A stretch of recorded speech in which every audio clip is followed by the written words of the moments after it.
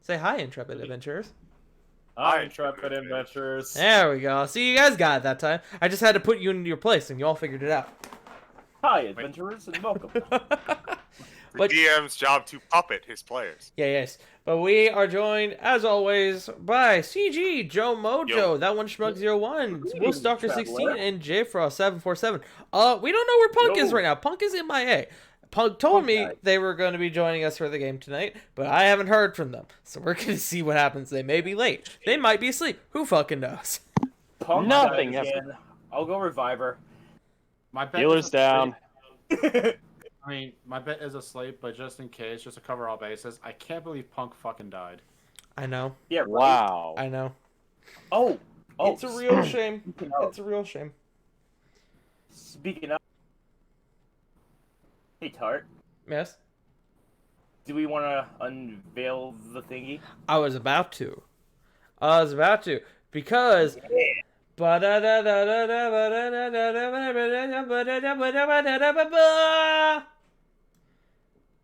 we got new art. We got new art done by Caitlin C37 of the one and only Dragon Dad Jericho. Look at that rad lad dad. Rad Dad Lad. Rad Dad Lad, and Look at that. don't get on his angry side Look because at he'll that go big bad. boy. He's got a glaive, and he's gonna fuck somebody's day up. But yeah. So thank you to Caitlin for doing that art for us. We now have Caitlin based art for everyone except Punk, who we're not gonna pressure into doing that, as Punk was given lovely art by Therapod. So, Yeah. but Punk's not here today. So We'll have to bring in the robot replacement, Hooligan. Or Ruffian. Hooligan Street Cat. I mean, I could invite Inevitable Ruffian, but I don't think it's okay for him to pilot Core A. No, Yeah. he's not playing the core, he's playing the outlay. Well, we're gonna see what happens with Punk. Punk may be joining us. We'll see what happens. But Punk may be dead. Who knows? do we want to go ahead and get started? Do we want to roll some bones? No, never. All right. All right. let's See you do guys this. next week. Okay, bye. 4. Four, I don't think we wanna roll four, them up. 6. Good start. Good Come start. on, give me a 4. Give me a 4. Hey, Hey, I got an 8. we're getting progressively better. Okay, come on. 10. 2, 10. 4, 6, 8. Oh man, come on. Come Who on. do we annihilate? Come Smite. on. Come on. I need a 10. Come on. 10. 10. Come on. Come on. Come on. 10, 10. Oh, we broke the streak. Damn it. Well, No, it still works. 2, 4, 4, 6, 8. I guess I will roll to see what happens. Y'all are fucked. Ugh. Wait, hold on. What about Diana? That was Diana. Oh, fuck. What about Hooligan? Oh yeah, Hooligan has to roll. That's true. Hold on, I got it. Hold on. Yeah, go Hooligan Street. Cat. Hooligan.exe online. How might I help you? Hooligan. Fucker. Go Hooligan. That's a 5. Yeah. Yeah, today's gonna be a Yeah. good. Today's gonna be a good game. Damn, it feels Oh my good to be God, a gangster. fuck You fuck ass. All right. Well, let me find some music and we will get started.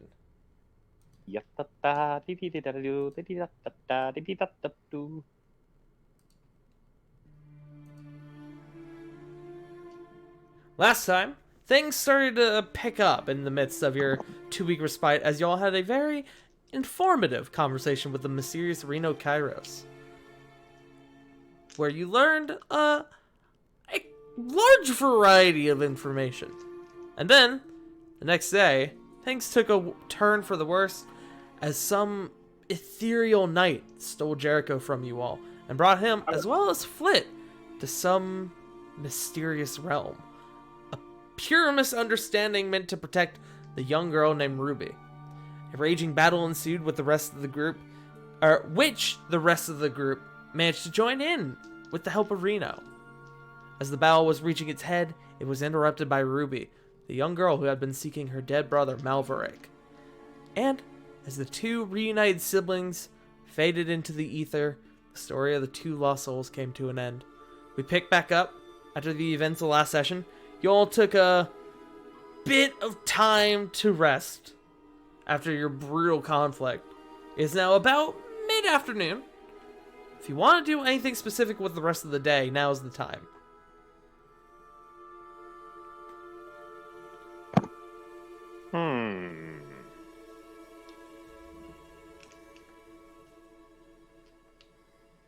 We'll give y'all a few minutes or a few moments to think about what you want to do.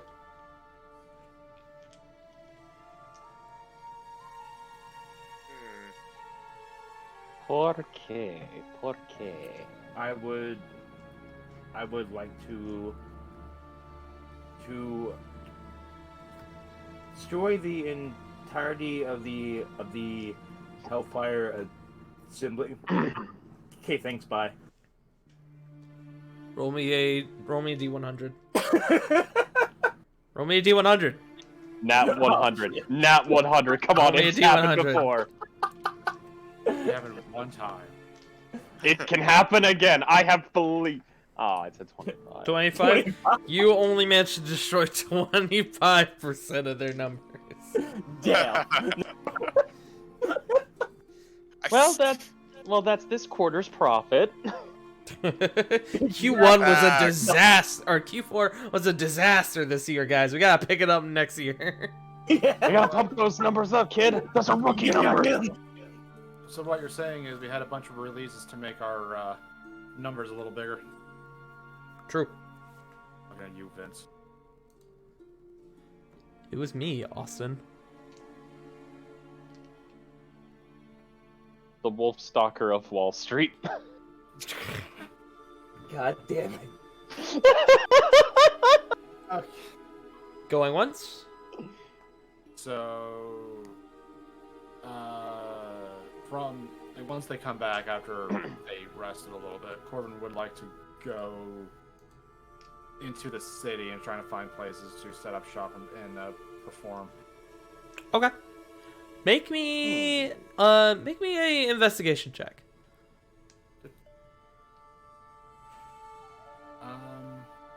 Could it be around the docks area? Roll me an investigation check and we'll see. Alright. 23. 23. You find a rather small, unnamed bar over near the docks district.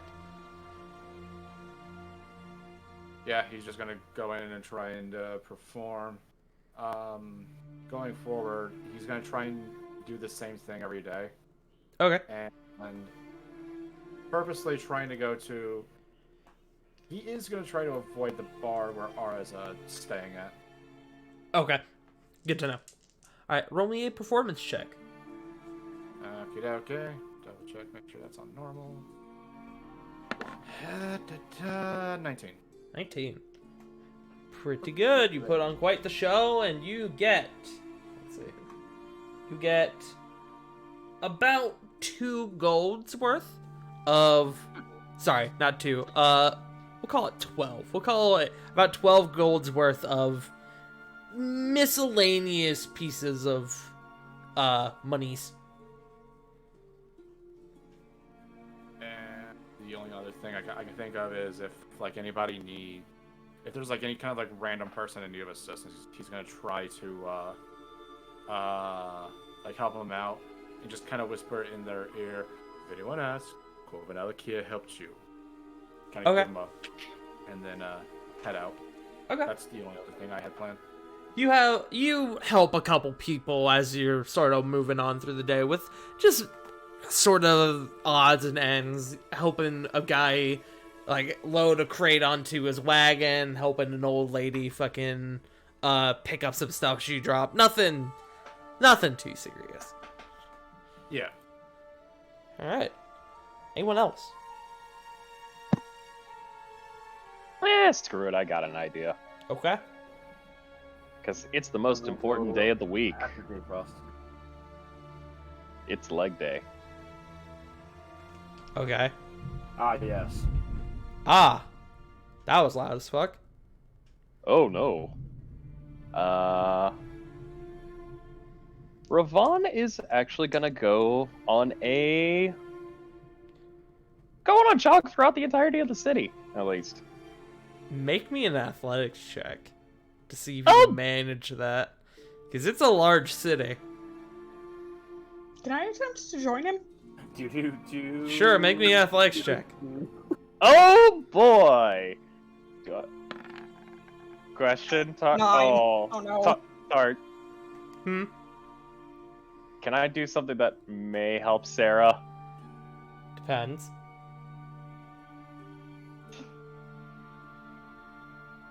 It's gonna require me blowing through a channel divinity. Can you give Peerless Athlete to someone else? It involves that, but without actually giving it to them. Okay. You're familiar with the three-legged race, right? Yes. Sarah, I'm sorry. We're three-legged racing things. Oh god. Oh I see. Well, here's I the use- thing about a three-legged race. It still Yeah. requires both people to have substantial athletic skill. And with True. that 9, that ain't happening. Even if I could pick up the slack? Because I'm No, kind of a big... I'll let you make your drag own Sarah athletics around. check, but You just drag her around the whole city. it might come down to that. You know what? I'll blow it through a channel divinity for this one. Is that allowed? I'll allow it. I love you, Tart. Yeet! What's the worst thing? Oh, 27? With 27, you are able to get around the entirety of the city. But with a 9, Sarah only makes it about a third of the way. And so you have to end up carrying them the rest of the way. Oh god! Ravon's just immediately flips Sarah up and he's doing like how you would lift weights over your head, like while you're God. standing. Just doing that right behind his head. Just going, ho, ho, ho, You got 27, I'll allow it. I don't know what I've been told. I don't know what I've been told. This armor costs 300 gold. Sound off 1, 2, sound off 3, 4, sound off. Hoorah! Spike! Jericho sneezes. Just like, This is the greatest. Is that all you Also- wanted to do, Ravon? Other than that, probably like stop halfway around at like one of the temples, and just kind of check in with the clergy. Okay. Cool. If you end up going by the Echo Dea, you would see that Diana is sort of orchestrating a lot of the current goings on inside the Echo Dea, trying to get things prepared for new leadership. Fair enough. I won't bother Diana too much, but I will stop by, say hello, and probably have a nice drink of tea. Okay. I got you. Cool. Gotta stay hydrated. Yeah, I got you. Alright. Anybody else? yeah.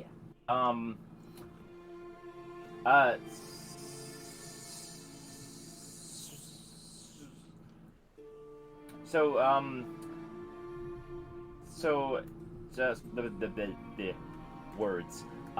So, Jericho was actually,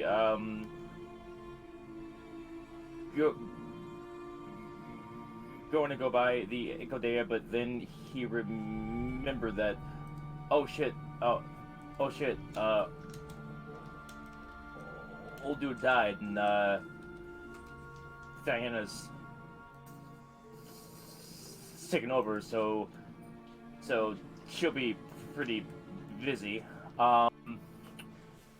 he is going to try and find another like cleric-ish person that can teach him a bit more, about like magic and whatnot. Okay. There are plenty of clerics around the Akodea who could probably give you a few pointers. If you want to just go ahead and roll me, we'll call it an Arcana check. Oh, wait, Tart. Yes. Is there a Temple of Ares? There is. Okay. Either Ares or Athena. Jericho would go to either one of those. Mm-hmm. Okay. Again, there would probably be clerics who would be willing to help you. So, again, go ahead and give me an Arcana check. Okay.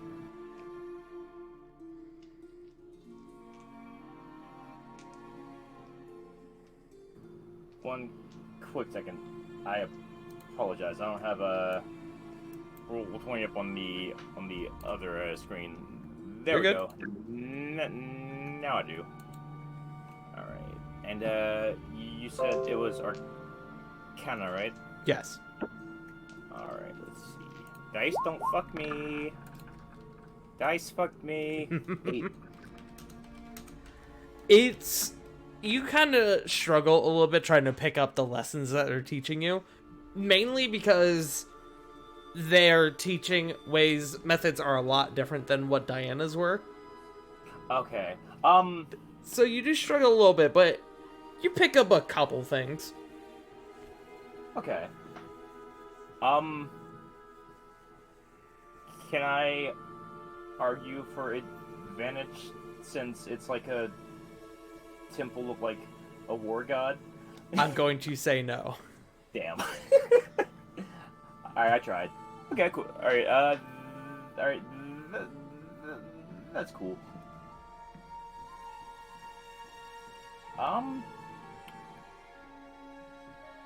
Okay.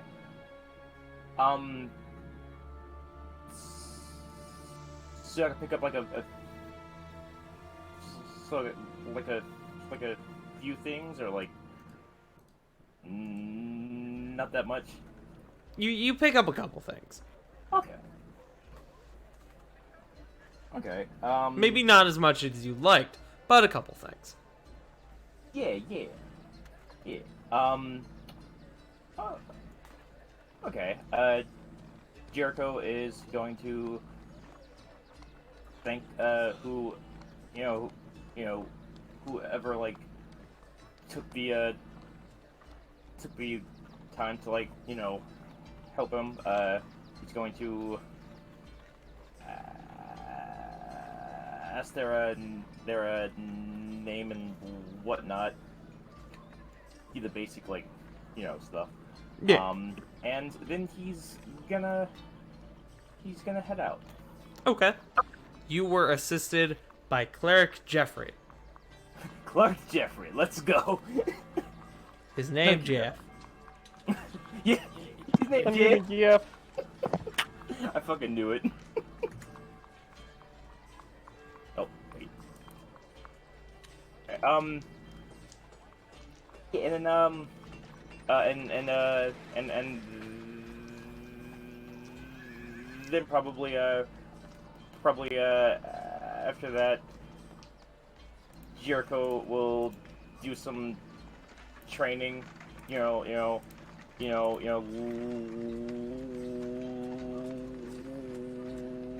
Like J Frost said, it's leg day, so he's doing some squats. You're getting that booty firm. I got you. And then he's gonna go and check up on Chip. Good old Chip. Okay. Chip is doing fine, Chip now has the ability to throw the knife up in the air and catch it without hurting himself. That's amazing. He can now do spin like throwing knife tricks. That's amazing. Which is extremely impressive considering that he has his like huge ass like head cap to avoid. Yeah, mushroom cap. Yeah. Yeah. Oh, okay, okay, Jericho is going to look at a Chip doing that, and there's going to be a single, like, tear falling down from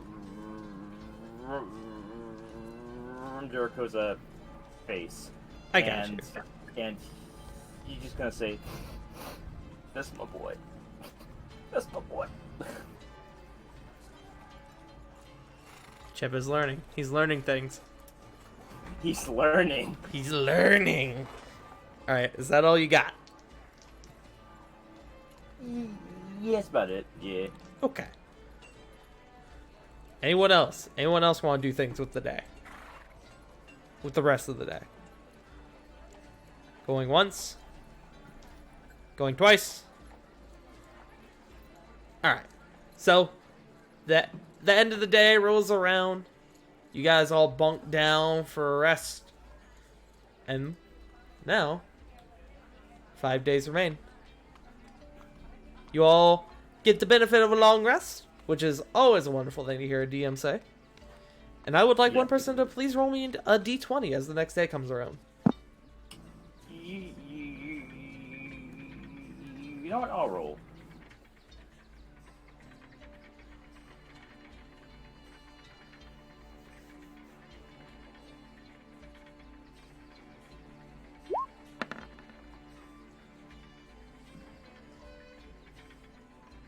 That's a 1. A 1, huh? Don't think we've ever had that happen. Nope. No, you have. Well, no, actually you haven't. You got close, but no. The day comes Oh. around. It's full of thunder and lightning. It's a very dark and stormy day. But nothing extreme seems to happen. You guys have the day to do whatever.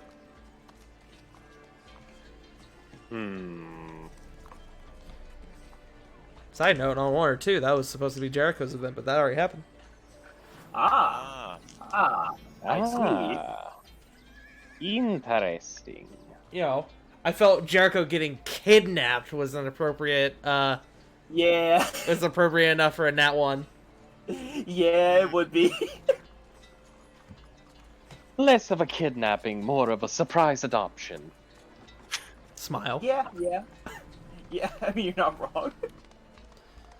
Yes, you all have the entirety of the day. You spend a little bit of time sort of going back over the lessons with the girls who are still learning about the proper etiquette for the upcoming gala. But if there's anything you wanted to do with the day, you have the entirety of the day. I have something if no one else had anything. Oh? Go ahead, So- CG. Flet's going to kind of gather all of her friends in the party. This goes, since we don't have a lot to do today, there was something I thought you guys could help me with.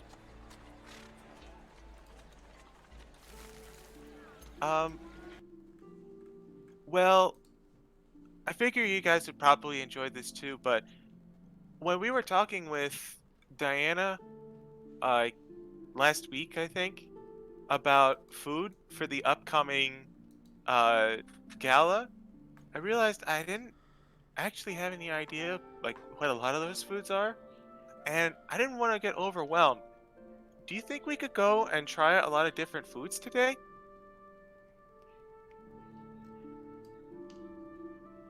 above game. Snack day. Above Yeah, game. I right. love this idea. Yes. cheat day. Let's go. Oh yeah. Oh yeah. Hold up. It's Oh, yeah. big. Hold It's big gut time. I'm gonna need some more together. fitting music. Pizza time. Pizza. Yeah. Oh yeah, it's all coming together. Oh, yeah. As long as it's better than the pizza I just had. Aw, not a good pizza. I undercooked it. Aw. Oh, Oof. Okay. Been there. me to be fair. So before I hope it's mine. you guys head out, I want to know who is going. Is the entirety of the group going? I think I got nothing better to do today. Oh yeah. Oh, Okay. it's cheat day. Yeah, I'm going. Yeah. It's cheat day. I'm eating my body weight in food.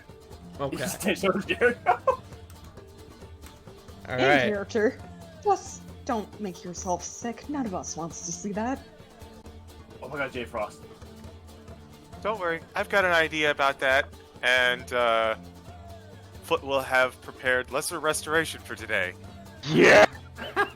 I never feel stomach aches. All right. Is there any place you all would like to go, like specifically, or would you like to search around the city for what could be a very nice place to go? An appropriate place to go. That's a good question. I think Flint was talking about like going towards the kitchens and seeing like what was available for the, at least for the gala. I thought they were talking about going to find a smorgasbord. I What do you want to do, Flit? So like, so.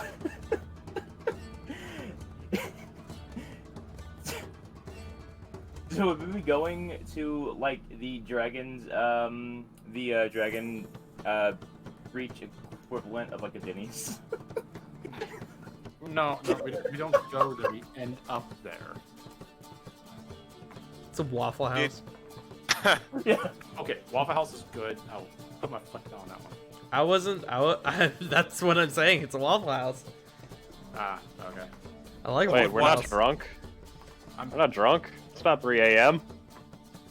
You can see why I was a little defensive. Now I'm used to hearing it from him. Flit would probably want to go to like a buffet style place. She wants to try a lot of things a little bit. Smorgasbord. Okay. That you guys aren't really aware. You guys haven't really encountered any buffet style places in the city yet. So I would like a group investigation check, please. Boy, nothing can ever go wrong. Corey's sheet. Woo! Corey's- Natural one. Oh no.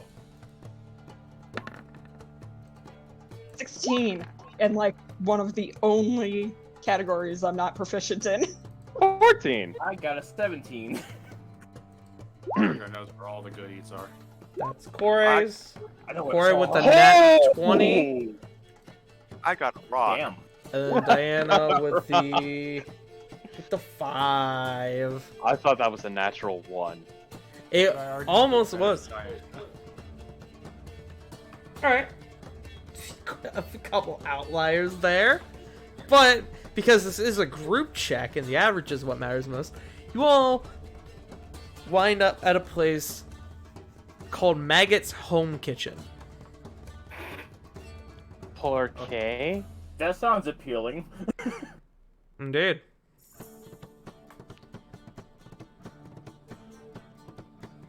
This place looks as good as any.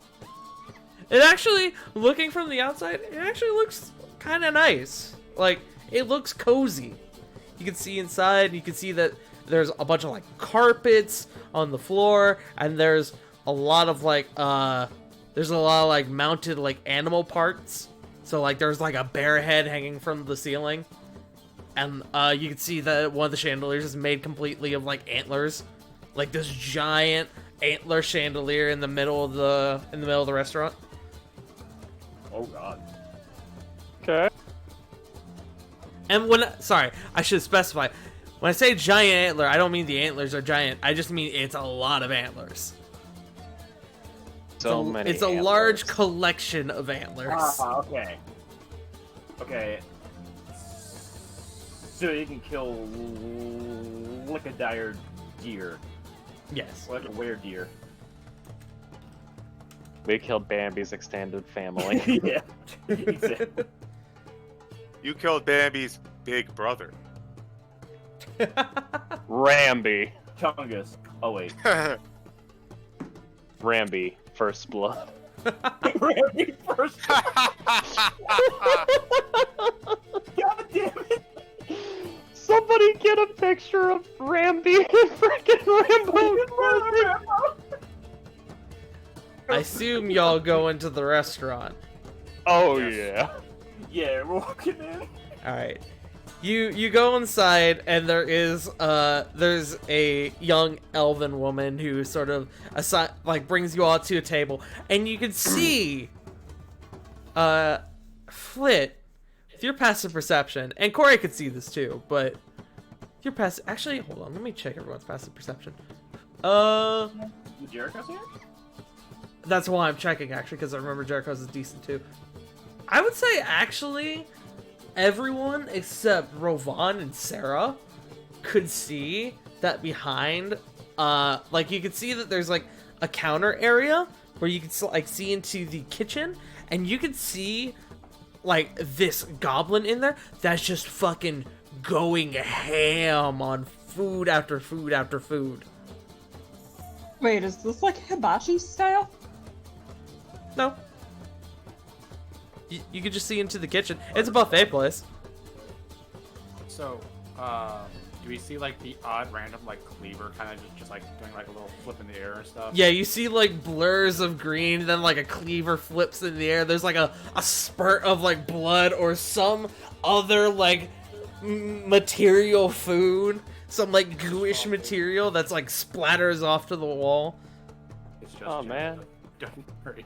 And every now and again you see a tray of food slide out from a slit in the wall. And one of the workers comes over, picks it up, and brings it in, puts it down at the buffet place.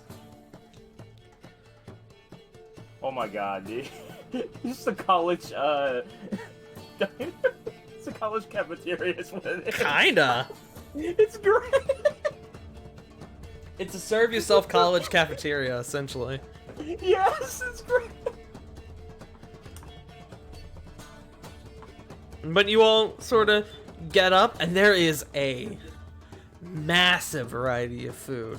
Some of which you haven't heard of yet. Like, there's like cream corn, there's like legs of some unknown animal. It says mystery meat. You can see, and there's like a rack that's like, it's actually like a standing rack, and it's just whole ass like cooked chickens, just like and I mean like it's the entire chicken. It's got the head on it and everything still. Oh god. There's a lot of food here. You can see that there's like a horn of some sort of large animal that appears to be stuffed with a variety of foods inside. Ah, cornucopia. Yeah, Wait, kind of. hold on. Would you describe this almost like a... Oh, what's it called back in the ye olde days? The cornucopia? A cockatrice? I was gonna say cockatrice because it's like multiple meats. Yeah, you could say that. Smile. I don't trust that smile. I do. I'll take one of everything. No, just kidding, just kidding. If anyone is looking for anything specific, speak now or forever hold your peace, and I'll let you know if it's available. Flit, we'll do you last, because you don't quite know what you're looking for yet. Sarah would basically be looking for like barbecue chicken shish kebabs. Alright, see if they have What? that. They I'm have... trying to remember. They what they're have called. a barbecue kebab, but you can't tell if it's chicken. It's not white meat. Works for her. It just says meat kebab on the thing. It doesn't. It does, and you can see each little like spot where it's written. It's like written in very like scratchy handwriting.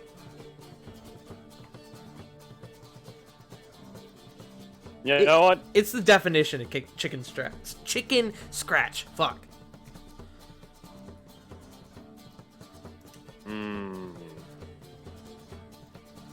So Corbin's just gonna grab a bunch of foods that he does not know what they are. Yeah, Corvin is quite lost in this scenario as well because this is you don't see like you're very familiar with like Feywild's food like base cuisine, and you've had a good number of meals here in your time, not just in the material plane but in Dragon's Reach, but all this looks fucking foreign to you. He's just looking on at the cream corn just quizzically. Okay, so question: is there any cornbread? Let's find out, shall we? There would be. Yeah, he's just gonna grab that for a side. Probably some of that mystery leg, like that mystery meat, not Mhm. chicken leg. Probably some of the cream corn, and also if there's any mashed potatoes. Why not? If you're grabbing the mystery meat, make me a strength check real quick. Okay. So thanks.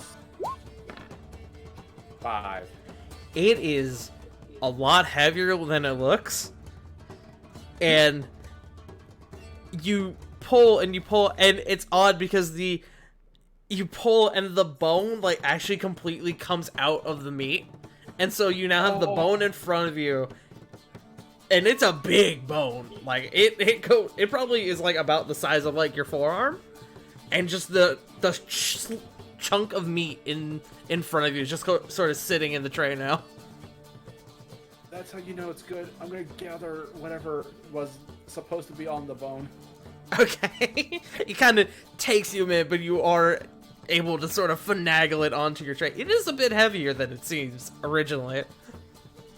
Now that you're aware of the weight, you can sort of like lift it and get it onto your tray. I'm gonna wave the phone in the air and just yell, Jericho, Ravon, you have to try it and lift this thing. I think you guys could use these as dumbbells. Do you guys go over and try the mystery meat? Sure, why not? Hell Okay. yeah. You both sort of go over and you pick them out, not really expecting much, but this meat is like dense. I mean, you sort of have to like adjust your wrist, otherwise it sort of does that thing where like, it sort of weighs on your wrist and you have to like sort of adjust it like, oh, fuck. I mean, like, it's pretty weighty. You think you could probably knock out someone with this if you hit them hard enough. A regular person, not one of you guys.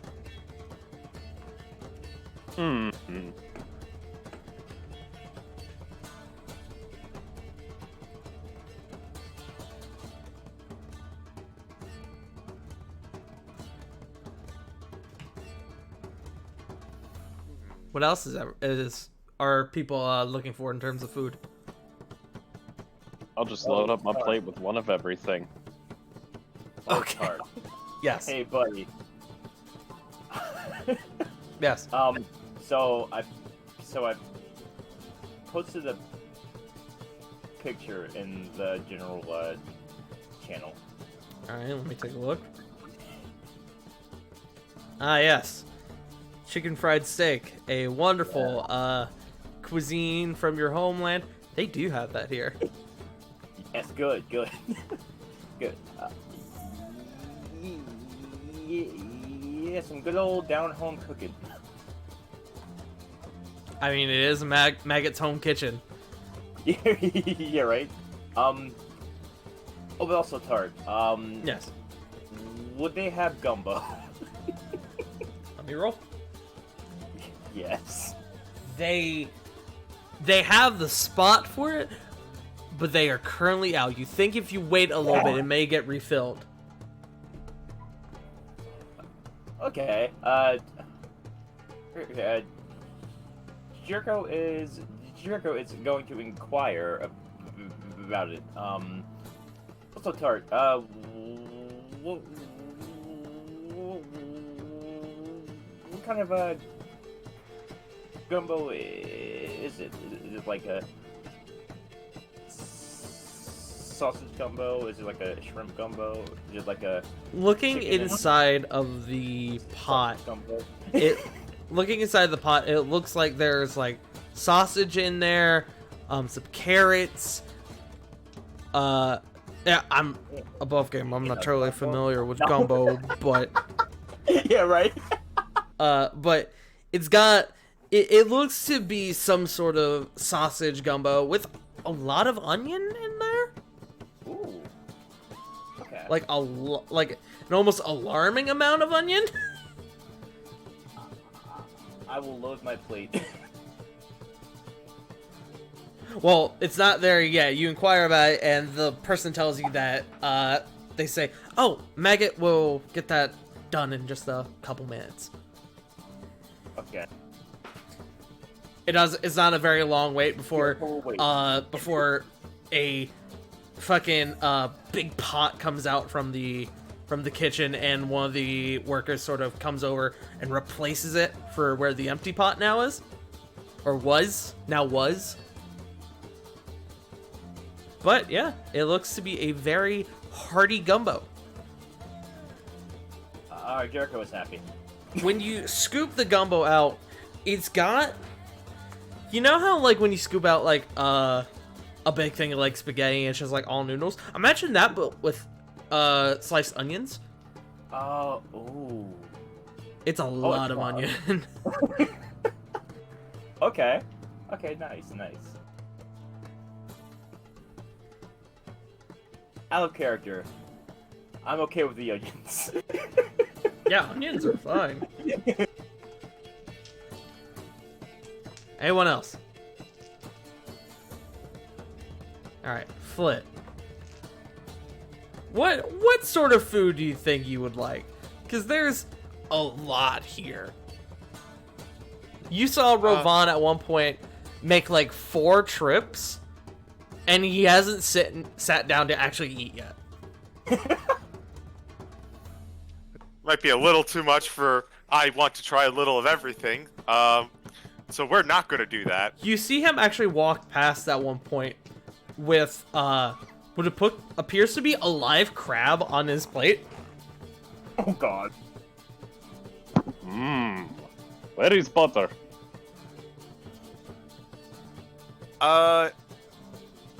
Let's do not the mystery, but some kind of meat, like perhaps some beef, some chicken, Mhm. a couple, like a vegetable side, Okay, and core basic stuff is where we're starting with. I got So you. like 2 meats, a salad, maybe trying to figure out what the heck pasta is. Okay. I mean, what pasta. animal makes these shapes? And Spoiler alert, it's a tank. some kind of fruit. So maybe like whatever the quote unquote fanciest looking fruit is. Flit, you walk over, and you look at the fruit, and you're kind of like, oh yes, I like fruit. This all looks very appetizing. But then you look over, and you see at the dessert counter, there is a lovely, what appears to be a pastry of some sort, filled to the brim with cherries. Ooh. Sarah probably would have grabbed one of those. Flit has discovered cherry pie. Choose my cherry pie. Take a big old chunk of that. thoroughly entranced by the concept of pie. Okay. You all sit down and you begin to eat, and all of this food is wonderful. Like, you all were kind of like maybe put off a little bit by the name of the place, on top of the fact that there seems to be just the one goblin cook in the kitchen. But everything you sort of try is really good. And as you guys, the people who got the mystery meat, as you begin to cut into the meat, you can see that as you sort of cut in, it looks like a glob of cheese sort of like erupts from inside of it. Oh. I heard the magic word. Either a cheese or some like like viscous cheese-esque liquid, because it looks like cheese, but it's got a bit of like a reddish color to it. Oh I'm no! loving this. Oh no! It's It red. kinda- I'm loving this. You know what it looks like? You know when you mix ranch and ketchup? Yeah. It I got one yes and one no. It's kind of that color, like that, like sort of light reddish color.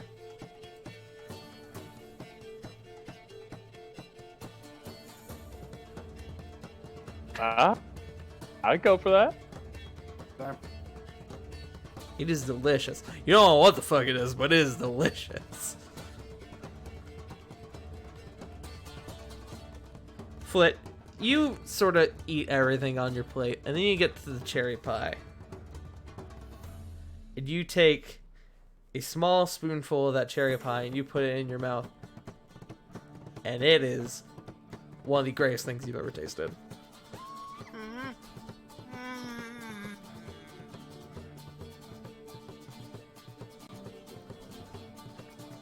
I think I'd have a favorite food now.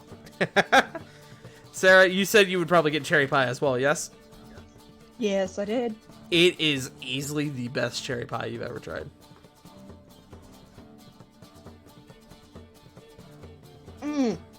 Totally agree. This is... Wow. This is, like, heaven in my mouth.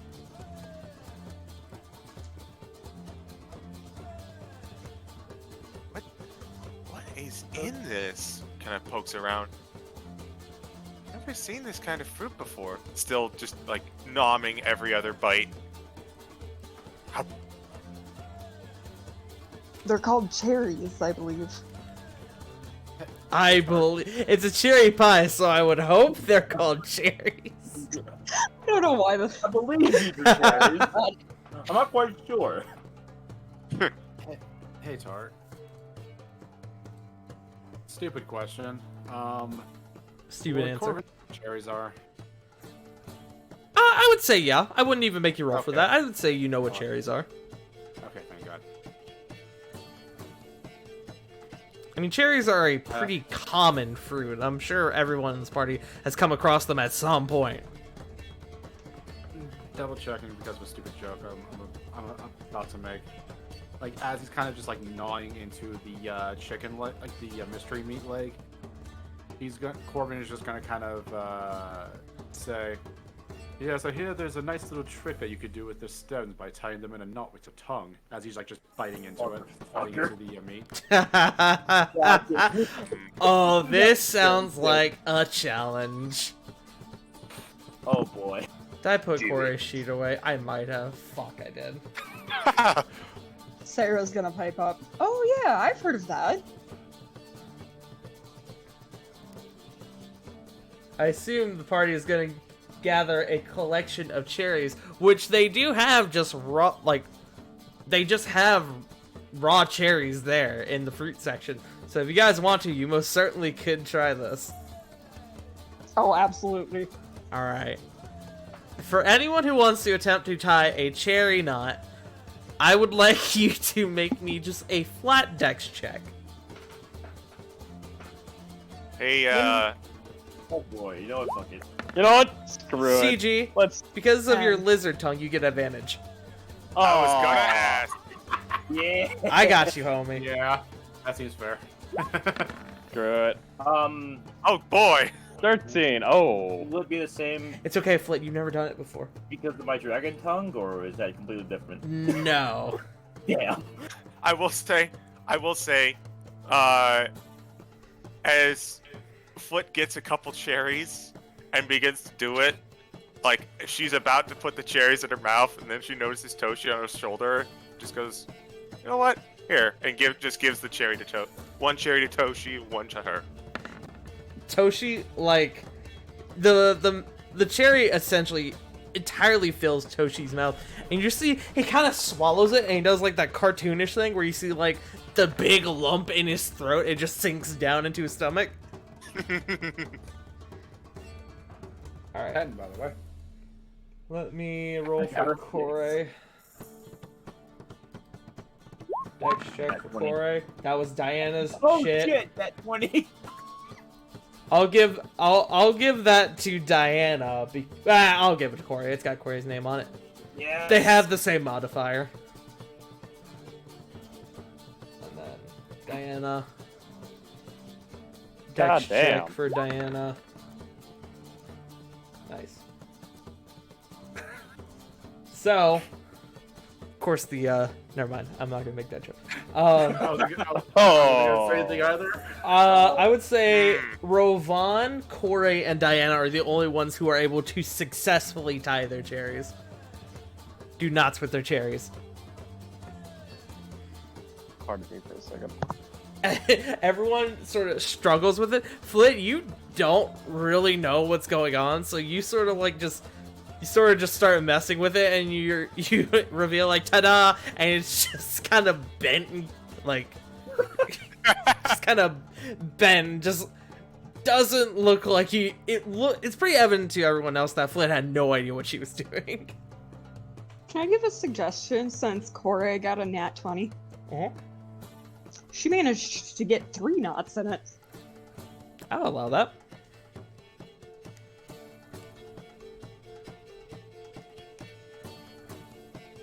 And I know it's possible because I've seen my sister do it. Again, I would allow it. So you all have now tried tying cherries, and you've had wonderful food. Is anyone else looking for anything here?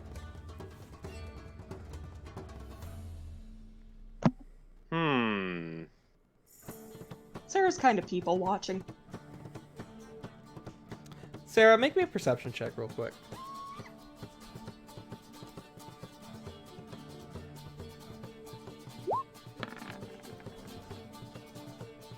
Three. 3? Okay. Hey, Rovan, Yeah. how much food did you eat? I got one of everything. Did you actually eat all of it, though? Or did you, like, sample and then focus on some stuff? Or did you just go to town and just eat everything you got? Go absolutely hog wild. Okay. It's cheat day. Okay. Those with higher passive perception, I would say, probably Jericho, Diana, Flit, Corey, the higher level individuals would see the goblin chef, Maggot, kind of sauntering over to your table. And you watch as he walks over to Rovan, and Rovan, you feel a tap like on your side. Looks down. Oh, hello. Are you the chef? I am, sir. I just wanted to come over here and thank you. You, I've never seen anyone put away as much food as much as my cooking as you have, and I just wanted to come over and express my gratitude. Oh no. The pleasure is mine, my good sir. You are literally gifted by the gods. Oh, Cooking. stop! No, he's right. This cherry pie is amazing. And this cheesy food. Ah, yes, the pie and the meat. Yes, family recipe. The most is. What is this meat? Don't worry about it. This is concern. amazing, and I wish to one day. Yeah, Ravon, there's a tear coming to Ravon's eye. It reminds me of home. The meat is imported and it's not hard to get a hand on, but it takes a while to get it here and there. I like it. Also, is this cheese sauce in here or anything? Because I taste really good Gouda. Make me a persuasion check real quick. You know, I was gonna just say it, but then I'd be like, when do you reveal it? pretty decent in persuasion. Just flat. You are a paladin. Yeah, just flat. Oh, it's an 11. Reroll. Well, he didn't roll. He didn't roll much. He didn't roll any better. So. He Are goes, you? well, truth be told, it's it's actually the fermented innards of the creature. What creature? Don't worry about it. He says again with a big smile. Listen. I'm not going to say. Cornwall can just kind of creep up, getting closer. I'm one to keep a secret. You don't have to worry. I'm not going to blab it to everybody. I'm just concerned about what is currently going through my stomach right now. Make a persuasion check. Okay. Nothing can go wrong. Well, I've been rolling low all night. Are you sure about that? He says I and did then jinx rolls an 18. I had to jinx myself for allergies. He looks at you and he goes, "This borrowed gura meat. Borrowed what meat? Borrowed gura meat. Baragura? Borrowed gura."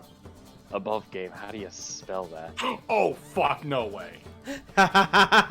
No, seriously. How do you Is spell Barlgura. Borrowed gura. Wait. BR. Oh. Wait, hold on. I thought you meant Balgura, like the demon. Yes. Can I roll a check to see if I know what that is? Anyone who wants to make a we'll call it an Arcana check rather than a Okay, good at nature this. check. Let's go. Wait, I'm eating a. Wait, hold on. Above game. I'm eating a demon. 5. Above game, you are eating a fiend. Well, if you can't beat them, eat them. 5. Man, what an exotic animal. What is it with so people matching me? Foot, if you want to roll a check, I'm gonna give you advantage for a very specific reason. Sure.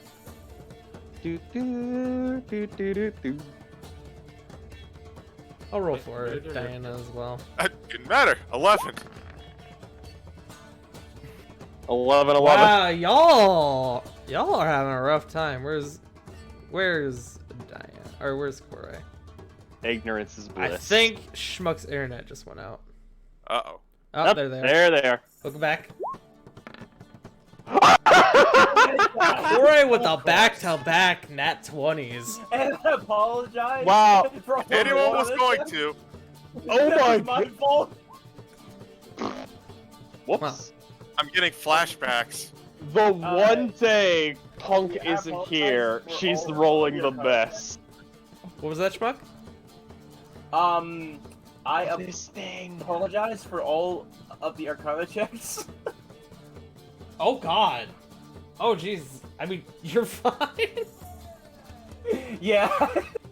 With a 15 from... Well, you already rolled your Arcana check. I'm not going to count those other ones.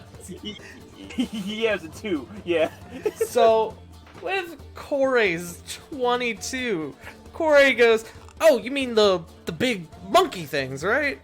Yeah, them's, they're hard to take down, but they make good eating." Wait, I'm eating monkey? What, As he's eating another bite of it. Same. Yeah, big demon fiend monkeys. At that Kind point, of the moment he says, stops. like, yeah, the moment he says demon fiend monkey, the bite that Corbin had kind of just falls right out of his mouth. Hey, I wanted to know. stops.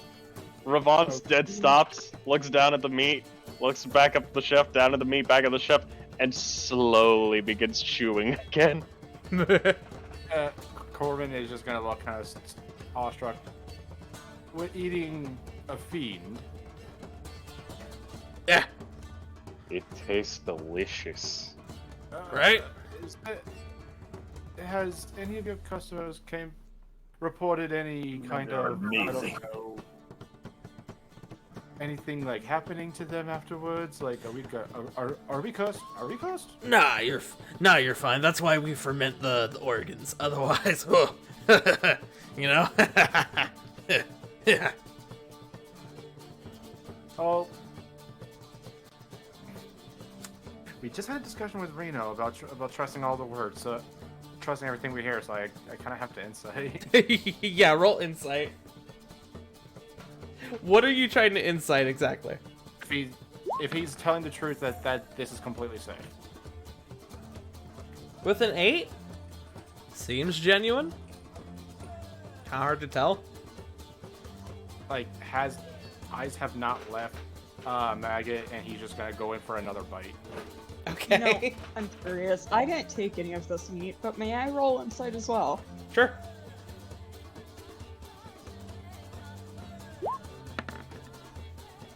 $18. With an 18, he seems genuine. I don't You- like that word seems, but I'll trust it. I mean, he sells a lot of food here. His business is being a chef. It wouldn't make sense for him to go out of his way to get this really dangerous animal to cook and then serve up, you know, potentially hazardous food. It doesn't add up. It wouldn't make sense for him to do that. So it seems true. God, I'm having a stroke. You think he's being truthful. So it's kind of like how sushi chefs who sell fugu. Kinda, yeah. It's really dangerous if not prepared correctly, and he prepares it correctly. Yep. See, that's what I was actually thinking of, CJ. Yeah, kinda. Above game, don't eat barguros without fermenting the organs. Smile. Noted. Anything you all wanted to say to him or ask him? To Maggot. Pretty much. Also, could- I don't think I specified. Maggot is spelled M-A-I or M-A-G-I-T. Maggot. Can I get a little bit of this in a to-go box? Yeah, I can get somebody to bring that out to you. Thank you. Goes back to eating again. And he turns right where he's standing, and he yells, and I'm not going to yell because I don't want to, but he goes, "Damn it!" He shouts this like across the restaurant, and you see some like poor like I about said servant, some poor like server, just like he looks maybe 16, sort of almost like drops all the plates he's holding and goes, "Yes, boss. Bring this nice fella some of the mystery meat to go, please." And he goes, yeah, I'll get it right on that." And he just looks flustered at this moment, like, oh god, oh jeez, oh man, Oh, jeez. oh jeez, man. Oh god, it's Morty. I was trying He's to wearing a yellow shirt for some reason. I was trying to channel the teenager from The Simpsons, but I didn't. Maggot sort of turns back to the rest of you. "I hope y'all have a blessed night, and thank y'all for stopping by here. Maggot's Home Kitchen. Make sure to come back. Make sure to tell your friends as well." Can do. With food like this, absolutely. Yeah, we also do catering in case you have any events you got planned.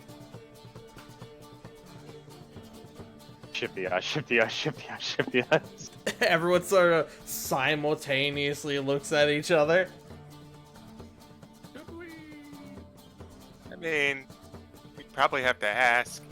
Also, I don't know if Diana would think this is kosher or not. I mean, Diana's there, and Diana's just kind of eating. She's eating like the rest of you.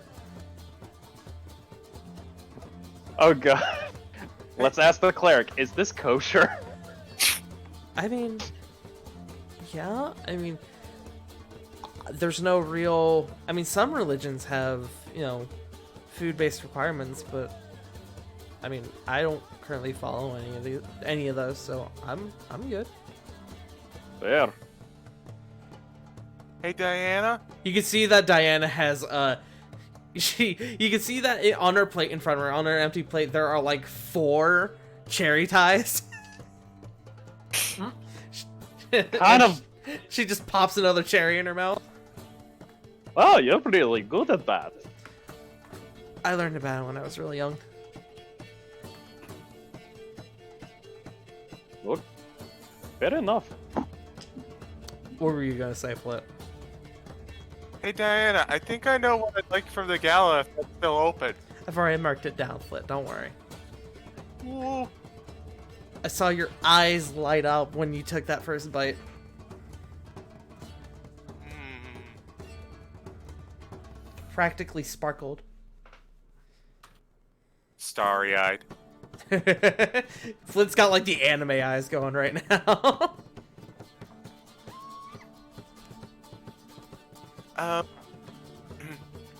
Is everyone having, good time? Enjoying themselves? I'm having a good time. I'm not sure how to feel about about the mystery meats right now, but it tastes amazing. Corey goes, food is food. True, but it's I was worried about after effects, but if it's safe, it's fine. I just, I thought it'd be nice to do something for everyone.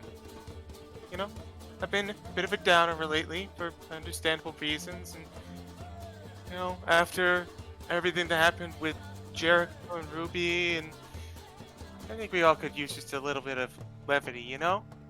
As Flint is having this really wholesome moment, you all see Toshi crawl down onto her plate and just completely swallow a bone whole, but not the right way. Like the bone goes in like perpendicular to Toshi. Oh my god, is it like that I think it's Scooby-Doo, where he has the bones sticking in his throat sideways. I think that's Tom and Jerry, but I do know what you're talking about. It might be, I'm not entirely sure. That one old time cartoon that all probably had that scene at some point. But yeah, pretty much. Yep. The old Chuck Jones variant. Yes. What Toshi does is just put like the whole like leg in his mouth, just comes back out and is just perfectly clean.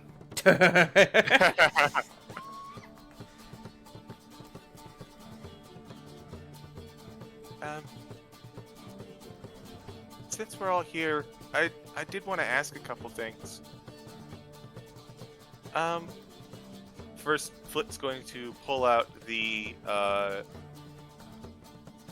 two items. First is the scroll of animal shapes. Please use that in the middle of this fucking restaurant. No. Ah, new meat. I just wanted to, say that if I cast this, it'll help us out once, or, I could sell it, we could get some money for some of the stuff that we wanted. I'd like to keep it, but I wanted to make sure that everyone was okay with, if I cast it, but we know what to do, or if we want to just sell it for the money.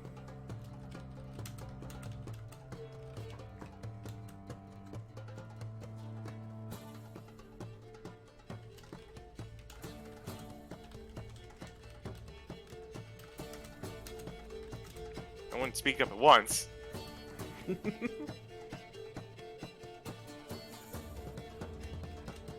I think that's partially us debating.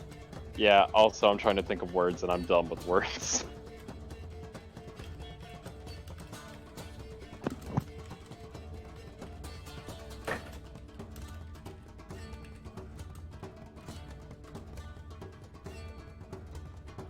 I'm back. Sorry for that. What'd you miss, Joe? After Toshu was eating Flit's food. Right now, Flit pulled out the scroll of animal shapes and is saying, hey, do we want to still hold on to it, or do we want to sell it for the money? Flit's fine with it's. She knows it's hers, and she'd like to keep the scroll, but she also kind of wants to help out the group.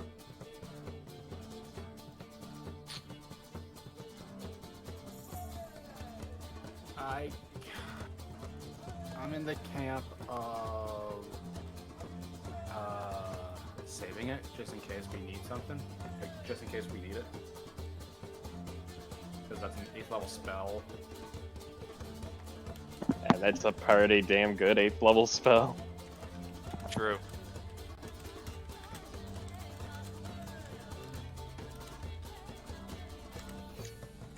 Yeah, I'd agree with that then. Probably save it. Alright. I'm backside with that. No worries, Schmuck. We were just discussing what to do with the scroll of animal shapes, which sounds like everyone is okay with us just kind of holding on to for an emergency. Diana would speak up and go, with some of the stuff we may end up running into in the future, it's probably for the best to save it. Okay. That does bring me. I think I agree with that, and I'd certainly love to hold on to it. But this one is a bit more debatable, and she pulls out the Band of Shrouds and just kind of flashes it and puts it back in her pocket. What do we want to do about this? I've been seeing it for the first time. Clover just pipes up. Where did you get that? Reno gave it to me after the incident. I think everyone in the party saw the Band of Shrouds, right? Have we? Because Yeah. it was right after. It was right when Reno left during last session. Sort of It's left the you guys to hang anti-divination, out. right? All of us have it? It's the ring that protects you all from divinity magic, divination magic. The way right. that... So I may have misunderstood then, because like the way I heard it, I thought only Flit knew that it existed. No, I believe. Actually, that's a good question. Flynn would have shown it to the group, right? I did show it to the group. But we Okay, didn't that's come what I to a thought. consensus on it. So yeah, Okay. you all would be aware of it. As if I remember correctly, the Band of the Band of Shrouds cuts off all divination magic in 60 feet, Yes. including beneficial divination magic. Yes. Not all divination magic, so like your group could still do like sending to someone because someone outside of that radius is the target. But if we target anyone in the 60 foot, that's a no-go. No one would be able to do sending to you. No one would be able to scry on you. Guidance wouldn't work if you guys try to scry or guide each other. You could technically still do it. You would just have to get about 60 feet away from Flit to be able to do it. Well, I was gonna say, because according, I double checked my spells. Apparently, sending's a evocation spell. Is sending an evocation spell? I thought it was a divination. Oh, alright. So sending would work fine then, Smile. granted, if she's within 60 feet of me, I'm not going to be using sending anyway. I'm probably Right. going to use message, which is transmutation. That's really weird. That is a bit weird, yeah. Detect magic wouldn't work. You guys would have to go move away from Flip if you wanted to do detect magic.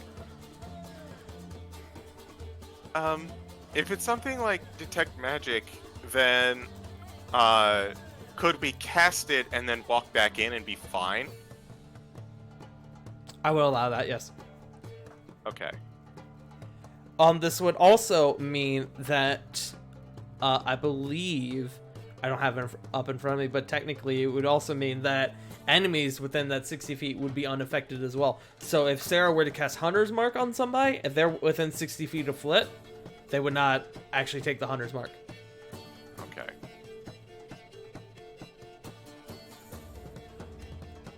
So what do you think, gang? Wait, Hunter's Mark or Favored Foe? Because I don't have actual Hunter's Mark. Doesn't your new feat cast Hunter's Mark? No. No? It Oh, would okay. like Must just be Mark. the wording. Technically, it's an ability, not a spell. Ah, yes. No, that would work fine then. I for some reason was thinking it was equivalent to Hunter's Mark. A little like it.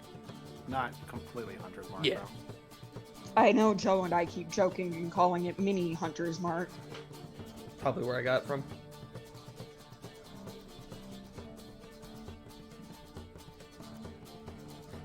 So what do you think?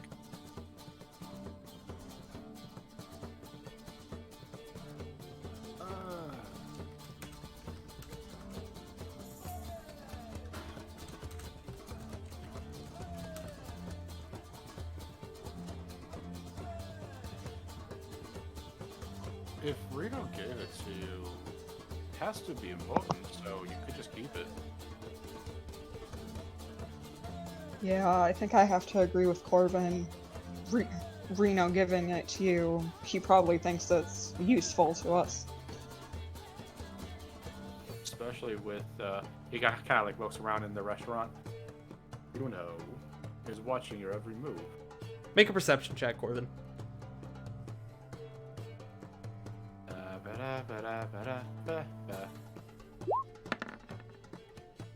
23, natural 20.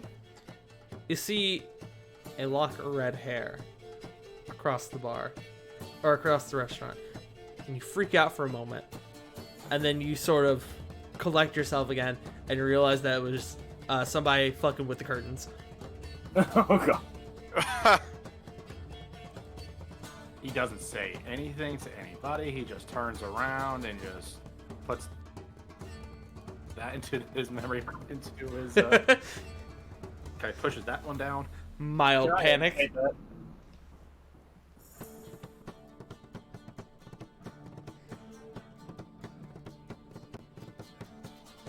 Anyway, so yeah, so if it's,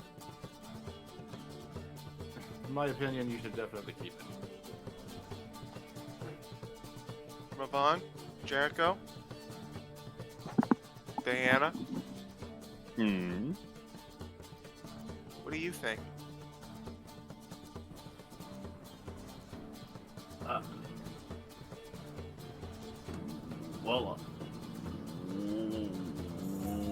Well, I feel that by all rights, if Reno gave it to you, then it belongs to you, kid. Agreed. Diana sort of speaks up and goes, "He gave it to you, so I'm assuming he's giving you the choice, but you probably should at least hold on to it if, in the event that things do go wrong, you at least have it on hand." Oh, yeah, that's another thing. If you at least have it on you, but not wearing it, it's there if an emergency comes up and you do need to put it on. Well, That being said, it does require attunement. I was gonna say. So I if can't. You can find a half hour to do that. Which, not really an option in combat, unfortunately.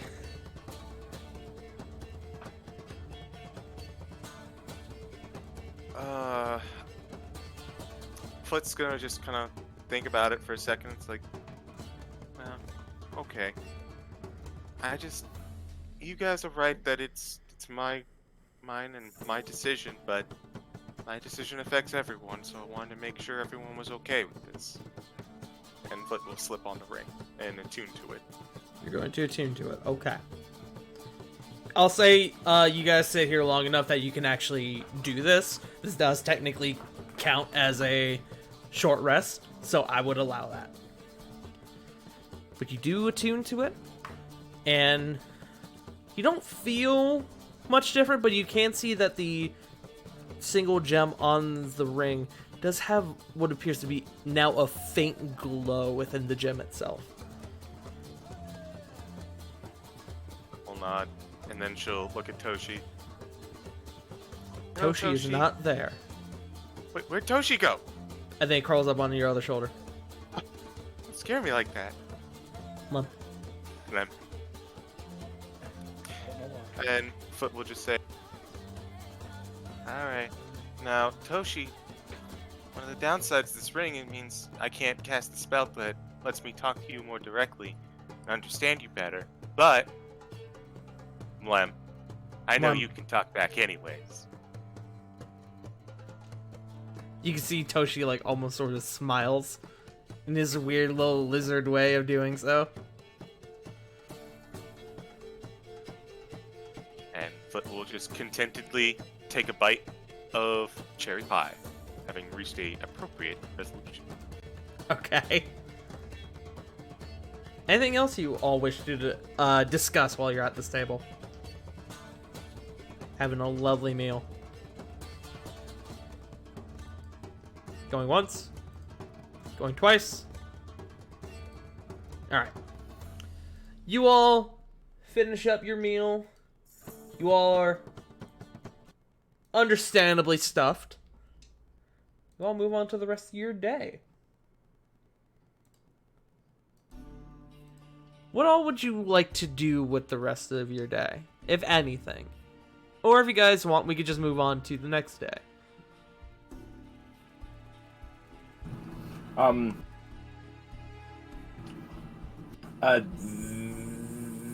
only thing that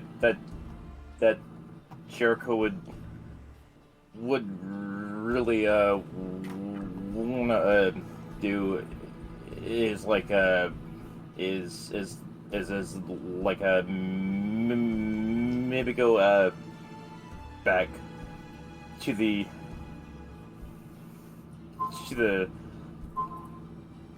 Temple of Other Ares, or the Ikodea, one of them, and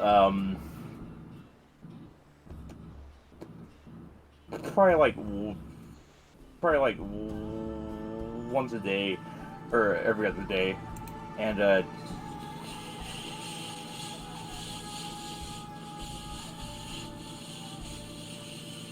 just try and get like as much like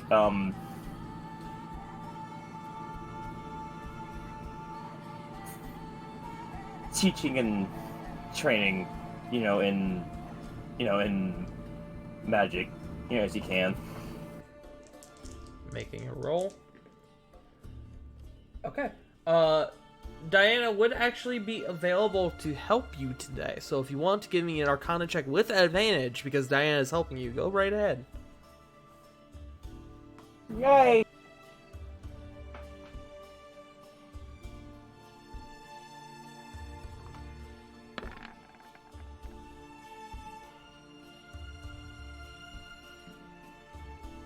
$19. But you know what? Fish for the crit. Yep. Fish for the crit. Just in case. Always fish for the crit. No. Alright, well, it's crit of some sort. Wrong crate. One. So with the Wrong 19. crit. With the 19. Unlike yesterday where you had trouble kind of understanding some of the stuff they were teaching you. You leave this lesson with Diana feeling very confident in the things you picked up. And now I'm going to say, if you wish to, upon level up, you can now officially multi-class into a caster class if you wish. Yeah. Cleric, here we come. Or any other magic class. Smile. I can't wait for Jericho to go Warlock. Yeah, Warlock. Yeah. That'd be tremendous. Jericho's Diana, actually you gonna have- go Artificer. Surprise! He's the new Sindri. Yeah. Haha. I pulled all of I just like the idea, Jericho coming in. Hey Diana, I really love what you told me. It helped me introduce me to this my new buddy of the Outer Planes. I think we're gonna be best buds. Yeah. Yeah, right? He's being made entirely of tentacles. Calls himself the Great Old One? I think he sounds nice. He seems like a cool guy. Yeah, I can trust him. He promised me more mystery meat. Anyways. Run more games. Anyone else want to do anything with the rest of the day? Going once. Going twice. I got nothing.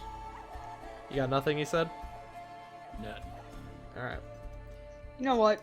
Sarah will take Raven for a nice sunset walk. Okay.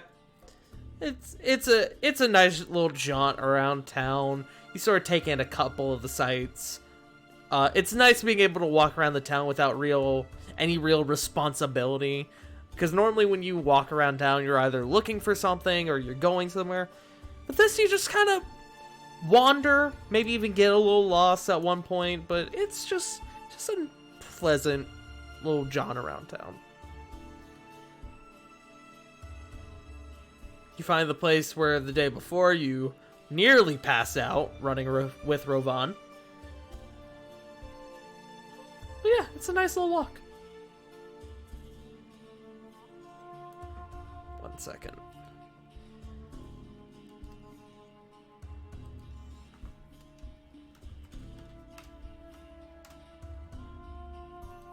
Okay, so you all, at the end of the day, bunk down, give yourselves a long rest again. 4 days remain until the Asterios Winter Gala, and that is where we're going to take our break. Cool. Alright. As we've been going for about an hour and a half. I realize not all that was the stream, but we have been going, and this seems like a good spot to you take a break. So we're gonna go take a break. Everyone, get up, drink your water, stretch your legs, or do the inverse: drink your legs and stretch your water. It's up to you. But I gotta look at my event list. I want to thank WolfStalker16 for the host, and I want to thank the Sandman for the tier 1 resub for 12 months. Damn, a whole year. Thank you so much, my guy. Year. Subs for the sub god. But I'm gonna It's go for the refill my head water god. and use the bathroom, so I will be right back.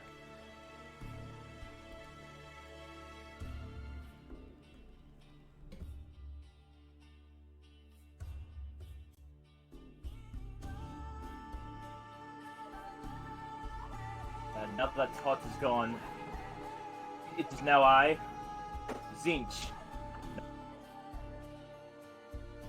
Still here. It's Zinch, bitch.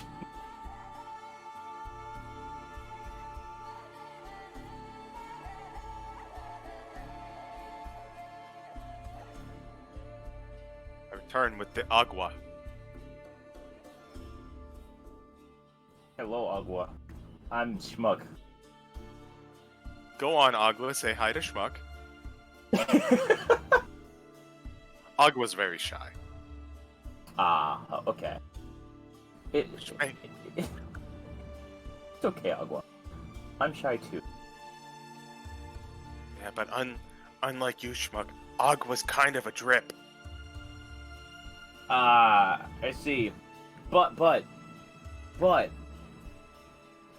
do they have the drip though?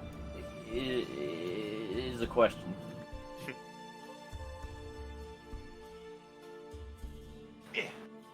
Yeah, but no. Hello. I need Hello, a bitch. It's me now, Zinch.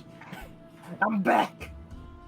Oh, hey Zinch, how you doing there, buddy? How's those plans that never happen? It fucking sucks here. Yeah, I would hope so. Along with corn. All there is to do is play Yu-Gi-Oh all day. What kind of an existence is that? Oh god. Yes, and yes, and oh god. All fucking corn does is cheat and cheat. And don't get me started on fucking Slay Nash. Okay, fucking Slay Nash. Okay, let's not get started with Slanesh. Yeah, no. I'm Back. surprised. I'm surprised Korn could sit still to actually play a card game. So, funny thing, I went on to the Patreon for for that specific content creator. Oh. Yeah, he has for episode 30. He has part 1 and part 2 out of a 3-parter already up on there. Oh. Interesting. yeah. You know, However, I will give this. He's still working on part 3 because he just became a dad. So Oh, congratulations to Mazel congratulations to Alpha Boost on Yeah. that one. But it's gonna hit you in the gut when you watch part 2.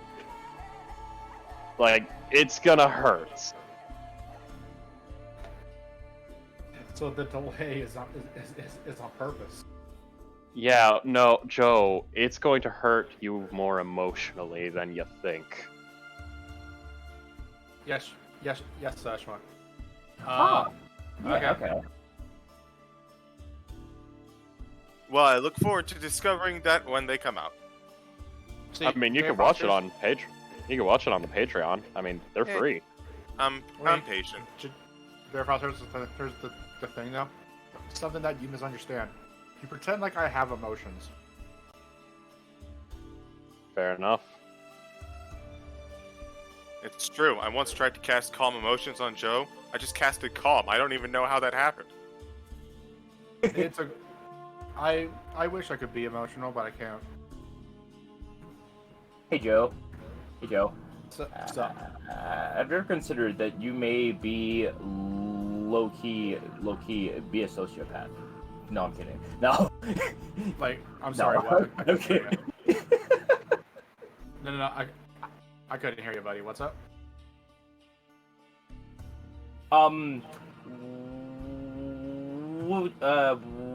Would you say? Wait. Would you say that like one Sherlock Holmes, you are a high functioning sociopath? I mean, probably.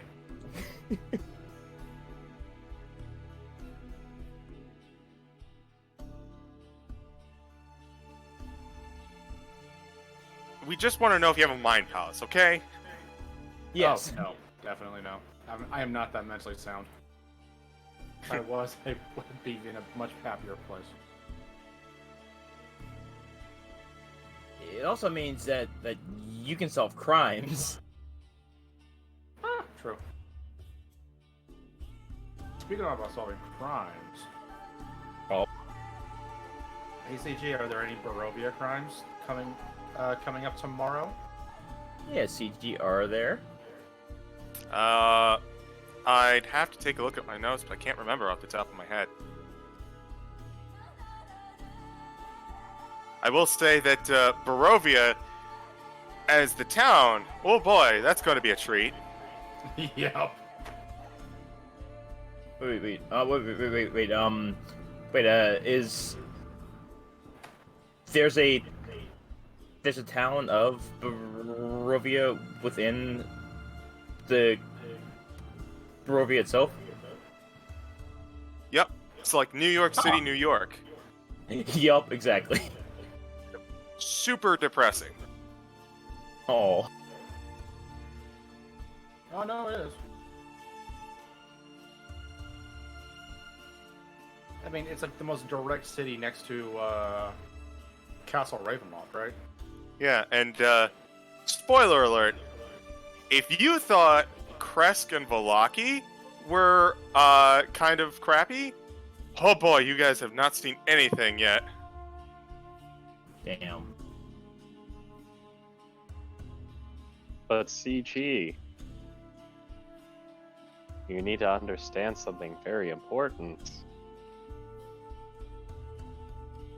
We live on I'm Oh, the back. East Coast. I am back Hi. and damp. I don't. Hi, Damp. I took my dog out because I thought I needed to go outside. What a fool Oof. I was.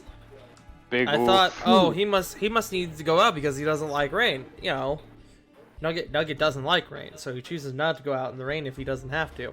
He only does it if he really needs to be. And I took him out, and he wandered around the yard for a couple minutes and did nothing. Then he stopped and stared at me, and I decided, okay, we're going back inside, and you're going to have to deal with it because I'm wet, you're wet, and I'm not waiting anymore. That's my parents' dog. So he'll just, if he actually does need to pee, he'll just have to suck it up for a little while. All of my little dogs are like that with rain. Mm-hmm. Anyways, is everyone here? Roll call. CG. Roll. Roll. Tart. Me. Roll. J Frost. Call. I will accept call. Joe. But Sarah. Then Schmuck. There is no schmuck, only Zinch. Oh, well. Ain't that a shame. Anyways. So, what's the bottom number? we begin the next day. I would like somebody to roll me a d20. Screw it. I'll take a With shot. 4 days left. We got Rovan rolling. Big money, big money, big money, big money. Stop! 4 days remain. Are you fucking kidding me? Again? It's Man, that's the okay, magic number. because I move things around, you see. Oh. Uh-oh. And actually, that's perfect. Give me one. Don't like the cadence in his voice. No, don't worry. Don't worry. Smile. Let me change I worry a lot. I've used that cadence. this. Same. I have two. Can't believe you've done this. Rovan, as you're going around the day, it's about midday, and you get a message, a voice in your head, in the back of your mind.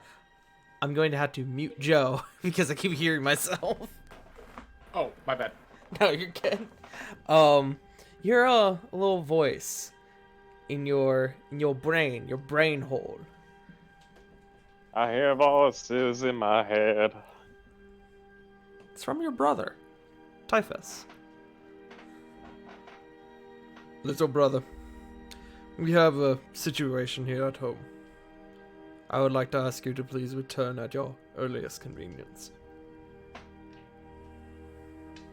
Oh, shit. Oh, I can message him back, right? You can reply. You can reply to this message. Beep. Beep. Is everything alright? Preparing for Major Gala to come in few days. What is wrong? You get a message back saying, we are in need of you for ritual combat. Rovan, you know that other families who abide by the rules as your family do can challenge other houses to ritual combat for a variety of reasons. Normally, ritual combat is held by the head of the house. Or it's not held by head of the house, but is normally orchestrated by head of the house. Oh, that's Mama then, because Dad's not here. Oh no.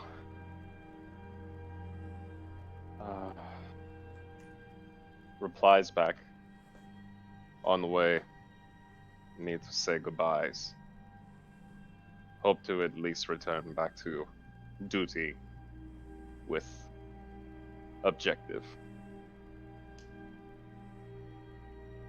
You don't get anything back. Sorry, I just made a slurping sound with my water. I apologize. I thought you had That's a what you get slushie back. on you. This is good slushy. Ravon will... Let's take a deep breath. He'll sigh. And first and foremost, he needs to go find Cedric, or at least, if not Cedric, probably Lady... I believe it's Lady Silvermoon, correct? Silverstone. Silverstone. Why was I thinking Moon? You're good. Cedric is not there, as you do know he is currently in the Fierce Lands helping out with the war effort. But Theon is there in case anybody needs anything. Okay, perfect. Now my first question is, are you gonna let the party know? Oh, of course. Okay. I'm not a ding dong ditch friend. I know my shit. I know my shtick. I don't just eat food and then run off and not pay the tab. Seriously. Pay the tabs, people. Pay your the tabs. tabs. Pay your tabs. Also tip. And tip. 20% at least. So who do you go looking for, Ravon? Ravana? Whoever he can find first. I'd say you would more than likely find members of your party first. Maybe not the entire party, but definitely a few people. Yeah. In fact, everyone roll me a D100. Oh. Okay. Except you, Ravon. Oh, okay. I have an idea where Corbin 44. would be. Actually, Ravon, you roll, but not yet. I'll tell you when you can roll. Okie dokie. Okay, let's get mirror numbers again. Go, go, go. Ah. Nope, chain's broken. That was So for close. Diana. I don't know why you rolled twice on my screen. The 29 was for Diana, and I'm just gonna say for, clarity's sake, that Corey is probably with Diana. Ravon, now roll me a D100. Oh boy, here I go, D100ing again. 33. 33. Why did it double roll? I don't know. It double rolled for me a moment ago as well. Okay, roll 20. We need to talk. Stop being crazy. You find everyone except Flit and Corvin. Ravon will walk up and look around, and he'll be like, where's the other two? Make a roll really quick. Okay. I don't know where Corvin is, but Flit, I think, said something about giving Toshi a bath. It immediately raises a finger, then thinks about the double twin trouble, lowers finger, raises finger, lowers finger again. I'm not going into that one.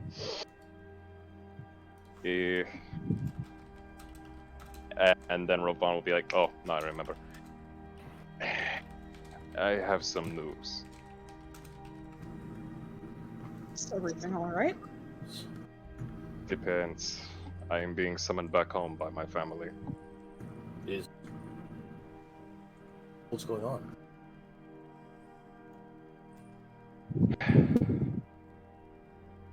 The matriarch of our family has initiated ritualistic combat with another family. So I am required. Would you perhaps need a second? It is family only, from what I can tell. However, Okay. it should not be too long. I should be able to return before the gala. Ravant, I will say, Rovan, we're husbands. No. Ravant, I will say, while ritual combat is typically a 1v1 challenge between families, they are very public events. Oh, even better. Okay, thank you. There would be no reason why you could not bring your friends if you chose to. Immediately rethink. Okay, so just hitting I the should have rewind clarified button. that earlier, and I do apologize.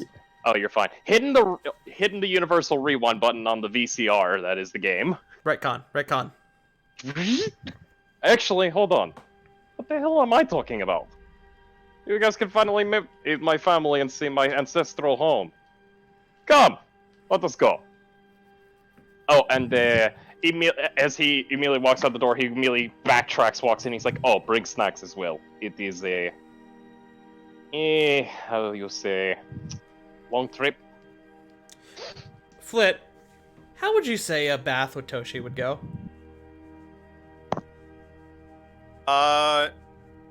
Probably also getting a bath at the same time. Okay. Having, like a big old bubble bath, Okay. or the equivalent of, and just being like humming and singing and having a grand old time. Okay. So, Ravon, as you leave the room, you see Flit outside of this room, getting ready to come in, and on top of her head is Toshi, and on top of Toshi's head is a small pile of suds. Blinks. You might want to get dressed. I didn't specify that Flit was naked, but okay. I Points- meant dress. Oh. Toshi doesn't wear clothes. Immediately raises finger. Stops. Thinks long and hard about the double trouble incident. Wants to ask about how then did they have clothes, but then immediately stops and goes, "Never mind, I'm not going to ask that question." I just pictured Toshi wearing like a little mini outfit, like what Flit wears. Oh man, that's adorable. Yeah. It's Toshi in a sailor suit. With the little hat. So I assume you all. Toshi. I assume you fill and Flit on what's Mhm. going on. Okay. Yep. And then you all probably go and find Theon. Well, wait, what about Corbin? Yeah. We'll get to it. Alright. You go over and you find Theon, who is actually with Corbin. Haha! Convenience! Ah! Above The game. power! Above game. This was orchestrated by Joe, actually. Oh, shit. But Theon sort of sees you all come in and goes, "Ah, well, what can I assist you all with?"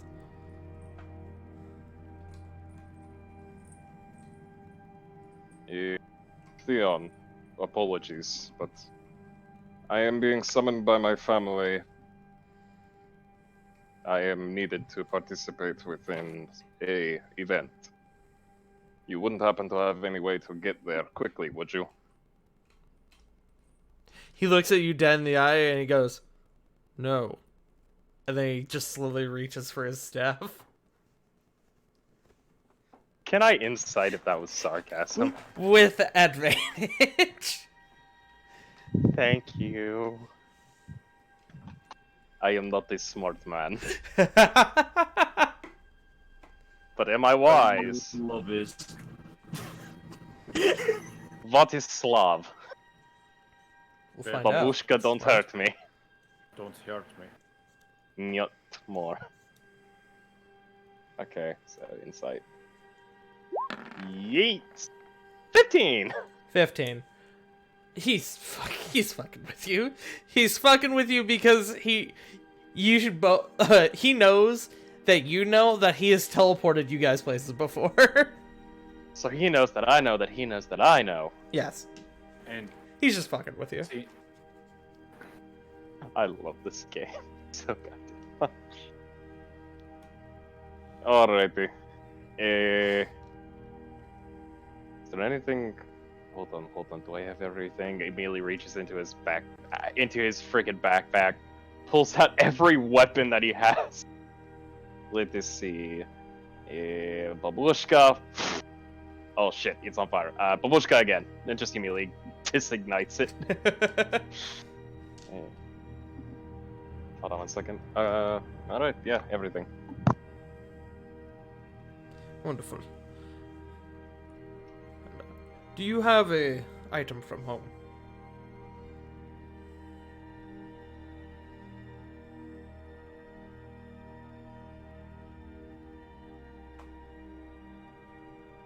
J. Frost? Ravon? No, the void took him. Well, No. Damn you, Gilgamesh! I'm back. Sorry about that. My neighbor was knocking on my door. You're good. Uh, You were just asked if you have anything from home. Yes, actually. The signet ring. Okay. He takes the signet ring from you and he casts a spell. There's a bright flash of light. And you all wind up in the abyss. Roll initiative. No, I'm just kidding. Ah, shit. well, Well, we're finally gonna get more of that giant demon monkey meat. Oh no, Is that guys. you? Guys, we're gonna have to get out of the abyss. Title drop. That's a poorly written module that should have been very poorly looked over written. like 3 times. Hold on, Sindri, hold is on. that you? We gotta go through the checkpoint first, because if we don't, we're otherwise gonna have to take the back road through Baldur's Gate. Aha. You all appear in front of this grand estate. On the front of it, where bear the banners of House Sionis, which is the sigil of the house is a bull's head with twin spears behind it and a laurel wreath underneath it. As you look around, you can see that the streets around you are very, very nice. It's very Greek themed here. You all are in the city of Aramor, the capital of the Divine Isles. But there are plenty of people walking around. It's about midday. There are people seemingly setting up for what appears to be the winter season, as that is sort of on the rise. But, Ravon, you're in front of your home. Kind of just taking a moment to look at it and take it all in. Dion sort of speaks up. If you all need transportation back, I must head back. But go see Lady Silverstone. She should be in the palace. I'll give you a Agreed. ring. I will give you a ring just in case. Right. And he taps his staff again, and he bamps out of there. Rovan, you can see that in front of the gate to your home are 2 city guards that just are kind of standing there. You know that some of the upper society individuals here in Aramor normally have a small guard. What's the word I'm looking for? Normally have a small division of city guards at your disposal, just mainly to watch the perimeter, make sure nobody's like sneaking about. Yeah, small garrison. Yes. They seem a little taken aback when they saw a group of individuals just kind of right in the middle of the street, but they both do seem to recognize you. And they Agrees. sort of put their fists across their chest. Ravon Sionis, you have returned home. That I have. It is good to see you. They both Tell sort me. of give a gentle bow. There is no need to bow, my friends. Come. I am in need to find Lady Silverstone, as well as my family. not my brother, at least my mother. So that begs the question: are you going to go see Lady Silverstone first, or are you going inside the house? Probably Silverstone to give her the information and then heading back. He will turn to the guards at least and say, "Send word to my family. I will be with them momentarily." Okay. It's not a terribly long walk over to the Aramore Palace where Esmeralda stays. It's not huge. It's not nearly as big as the Dragon's Reach Castle, Oh yeah. but it is a very nice estate. It seems to resemble more of like the upper class living situation that some of the higher families here in Aramore, not necessarily royalty level, if that makes sense. No, but more along the lines of like how like a senate or a governor would live. But due to your family's relationship with Lady Silverstone, you have no issue getting inside and getting a appointment with Lady Silverstone. She sees you all come in and she goes, "Oh, I wasn't expecting you all to show up here at my door. What can I help you all with?" Forgive, Lady Silverstone.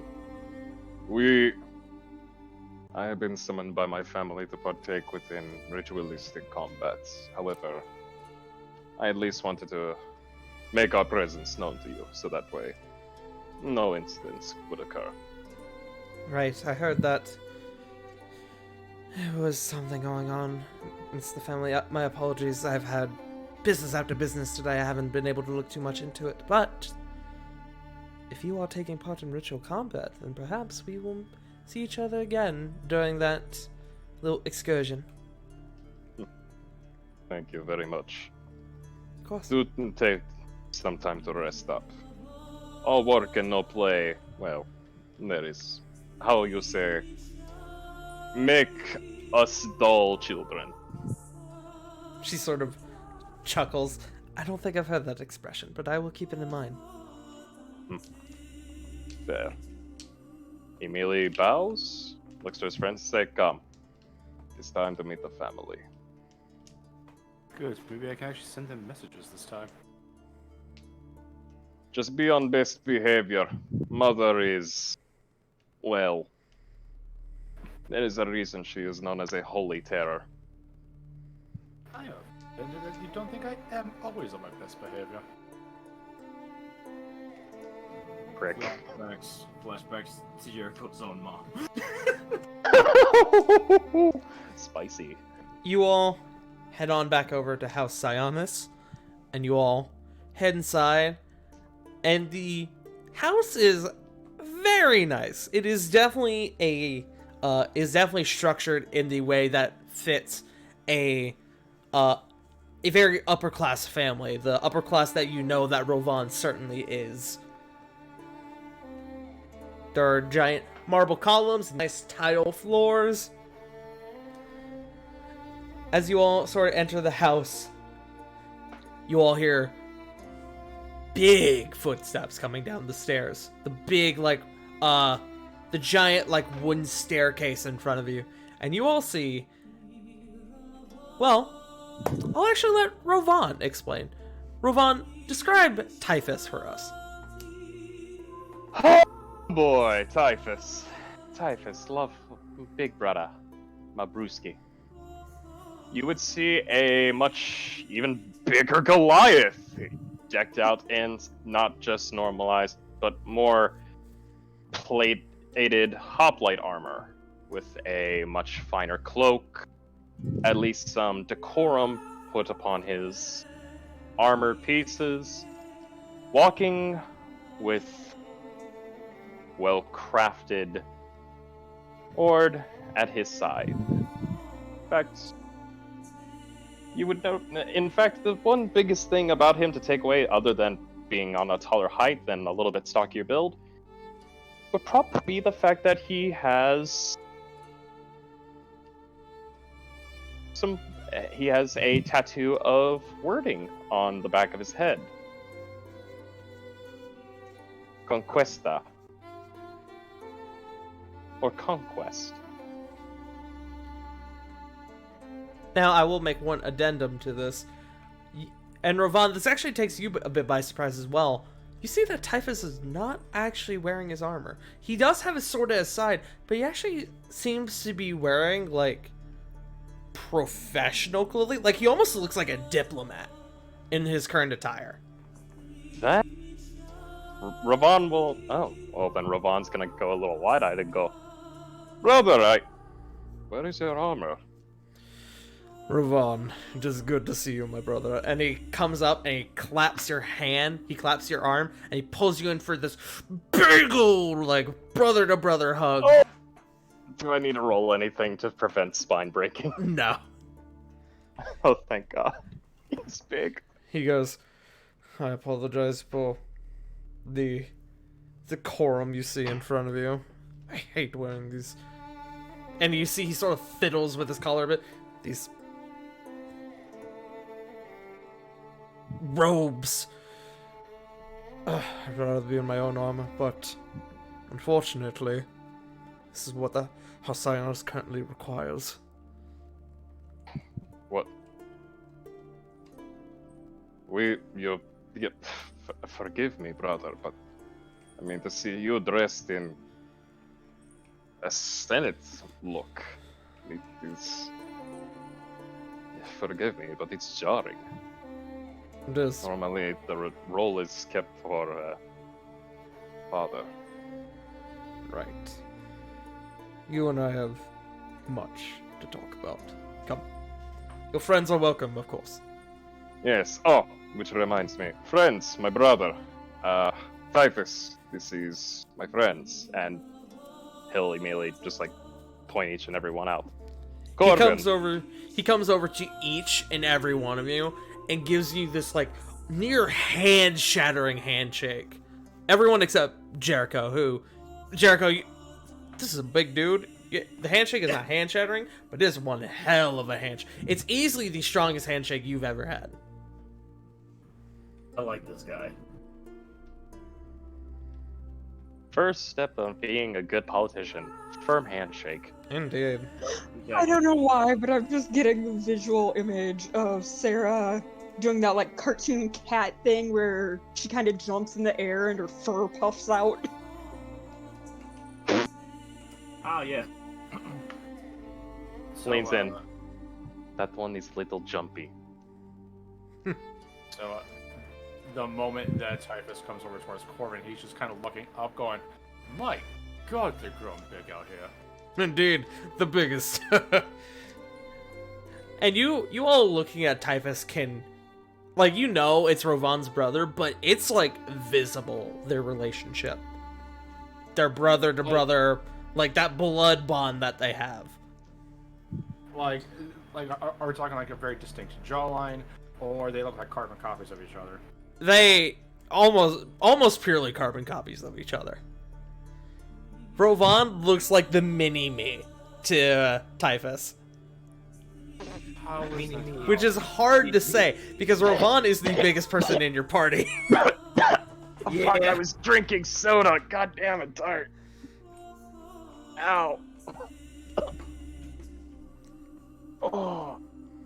But he makes all of his formal introductions and he goes, "Come, this way." And he leads you all to this beautiful sitting area. There's a piano on one side of the room.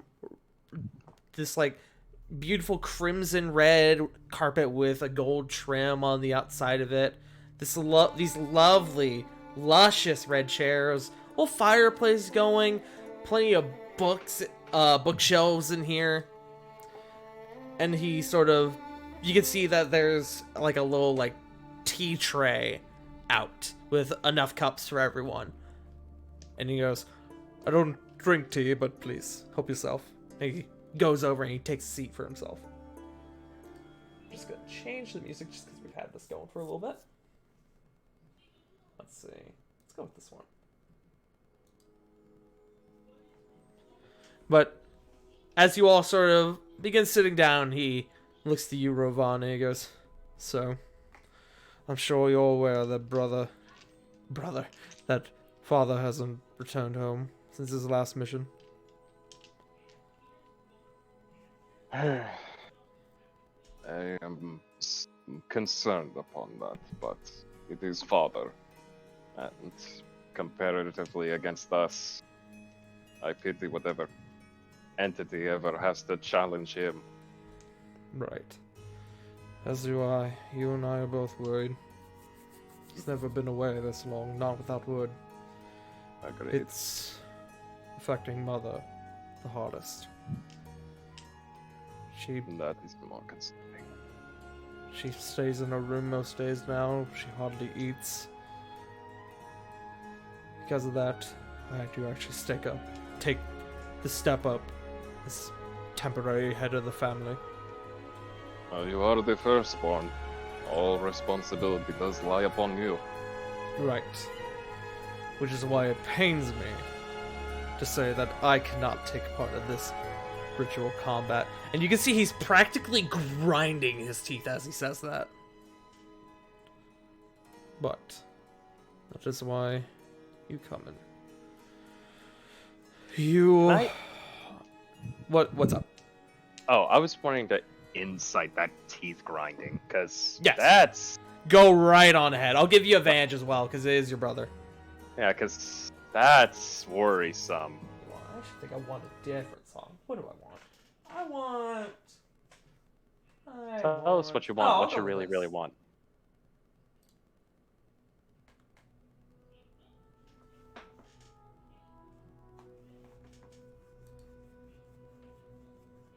Oh, that's nice. What'd you get? I'm currently not looking. Let me roll that insight. I just didn't want to interrupt you. No, you're good. 16! 16. He is more mad than anything. You can't necessarily tell who the ritual combat is against, but you can tell that he would love nothing more than to knock out the teeth of whoever it is.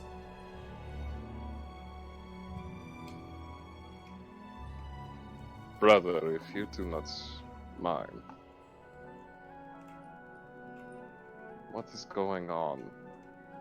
I mean, again, I understand with your position, you cannot participate, but to see you in such a mood, it's almost as if someone came and burned the last of our holy relics in front of you.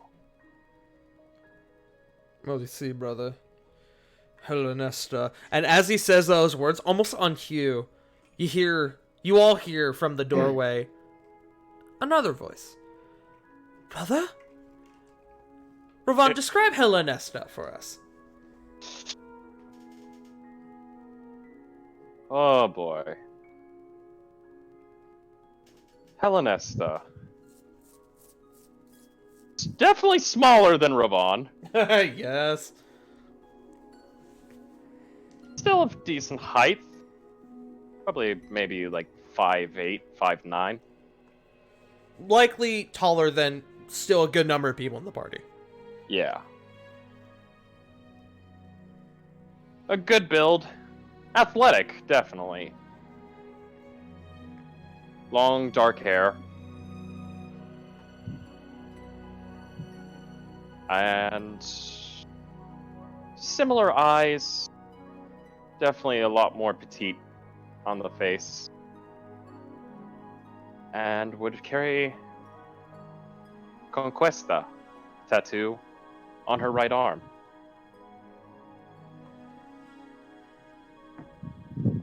She walks into this room. She seems to be dressed in this beautiful, like, sort of rose red dress that sort of cuts a bit lower. But she comes over and she essentially jumps on you, Rovan. Oh, brother, it is so good to see you again. And look at all these friends you brought. I didn't know you could make so many, she says with a little shove. Agapimene mo aderefe inakalo nasir velepo sister. It is good to see you as well. It's so good to see you, brother. Yes, it is also good to see that you can tell I can make friends, even though. Did you have to really, insult me in front of them? He kind of leans in and goes, I'm still trying. She's not wrong, though. I have said far worse to you in front of your face. Yes, but it was in front of my face, not my sister's face. Oh, speaking of which, and looks towards Hellenesta, and goes, immediately points to Sarah. You two will get along just fine.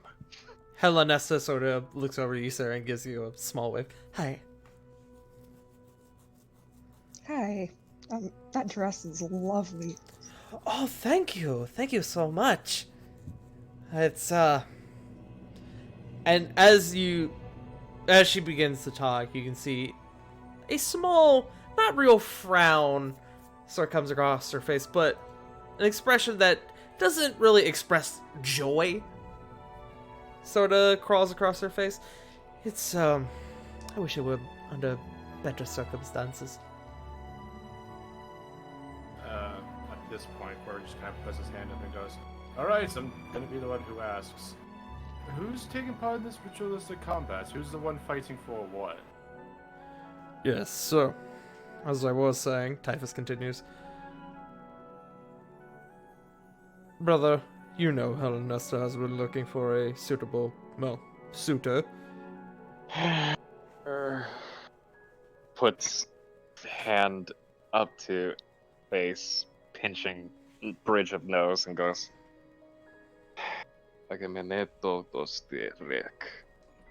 Yes. Well, we've been issued a challenge from House Chronica. Chronica? You know House Chronica is, and I'll put this in the chat. House Chronica, if I can fucking spell it right. House Chronica is another Goliath family in town, but they share very different, very opposing morals and like traditions to what your family poses. You guys, while you aren't exactly hostile, you are on not great terms. It's kind of like the Turners versus the Dinkelbergs. Chronica. Oh my god. Chronica. Chronic. Yeah! There it is. Yes. Aegeus, the oldest of House Chronica, is demanding Hellenesta's hand in marriage. Has demanded ritual combat for her hand. For the sake of our own respect, we have to accept, but as much as it pains me, he says again through gritted teeth, I cannot accept. But Maybe it's. Oh, sorry, go ahead. Oh no, by all means. Maybe it's just me, but that's kind of fucked up. Shouldn't she be allowed to choose who she marries? normally, yes, but regardless of the difference in our traditions, both houses very much respect the aspect of ritual combat, as do many of the town and many of the families like us.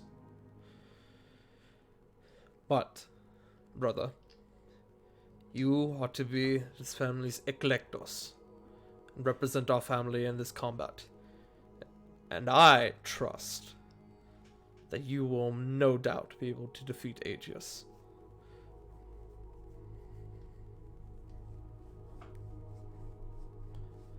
Now, I'll also spell that word that I said in the chat. Eklektos. Grazie. So, before going in, we're going to kind of have Rovan kind of lower himself a little bit. Begins to squat. You're getting some bardic inspiration if you're going to be the one fighting. Eh, oh, grazie. Yeah, Grecano. I don't know what you just said, but also if it's okay, so I kind of wanted to bring you in because I need to ask, what's the over under on outside help? Yes, no, maybe so. Ritual Actually, combat. Ritual combat is normally a one-on-one fight unless the opponent chooses the specific conditions, say a 3v3 fight. But normally it is a 1v1 fight, no outside help, no magic. There's no real Just rules against items you can bring in, but magic is off the So- table unless it's specifically a fight between mages.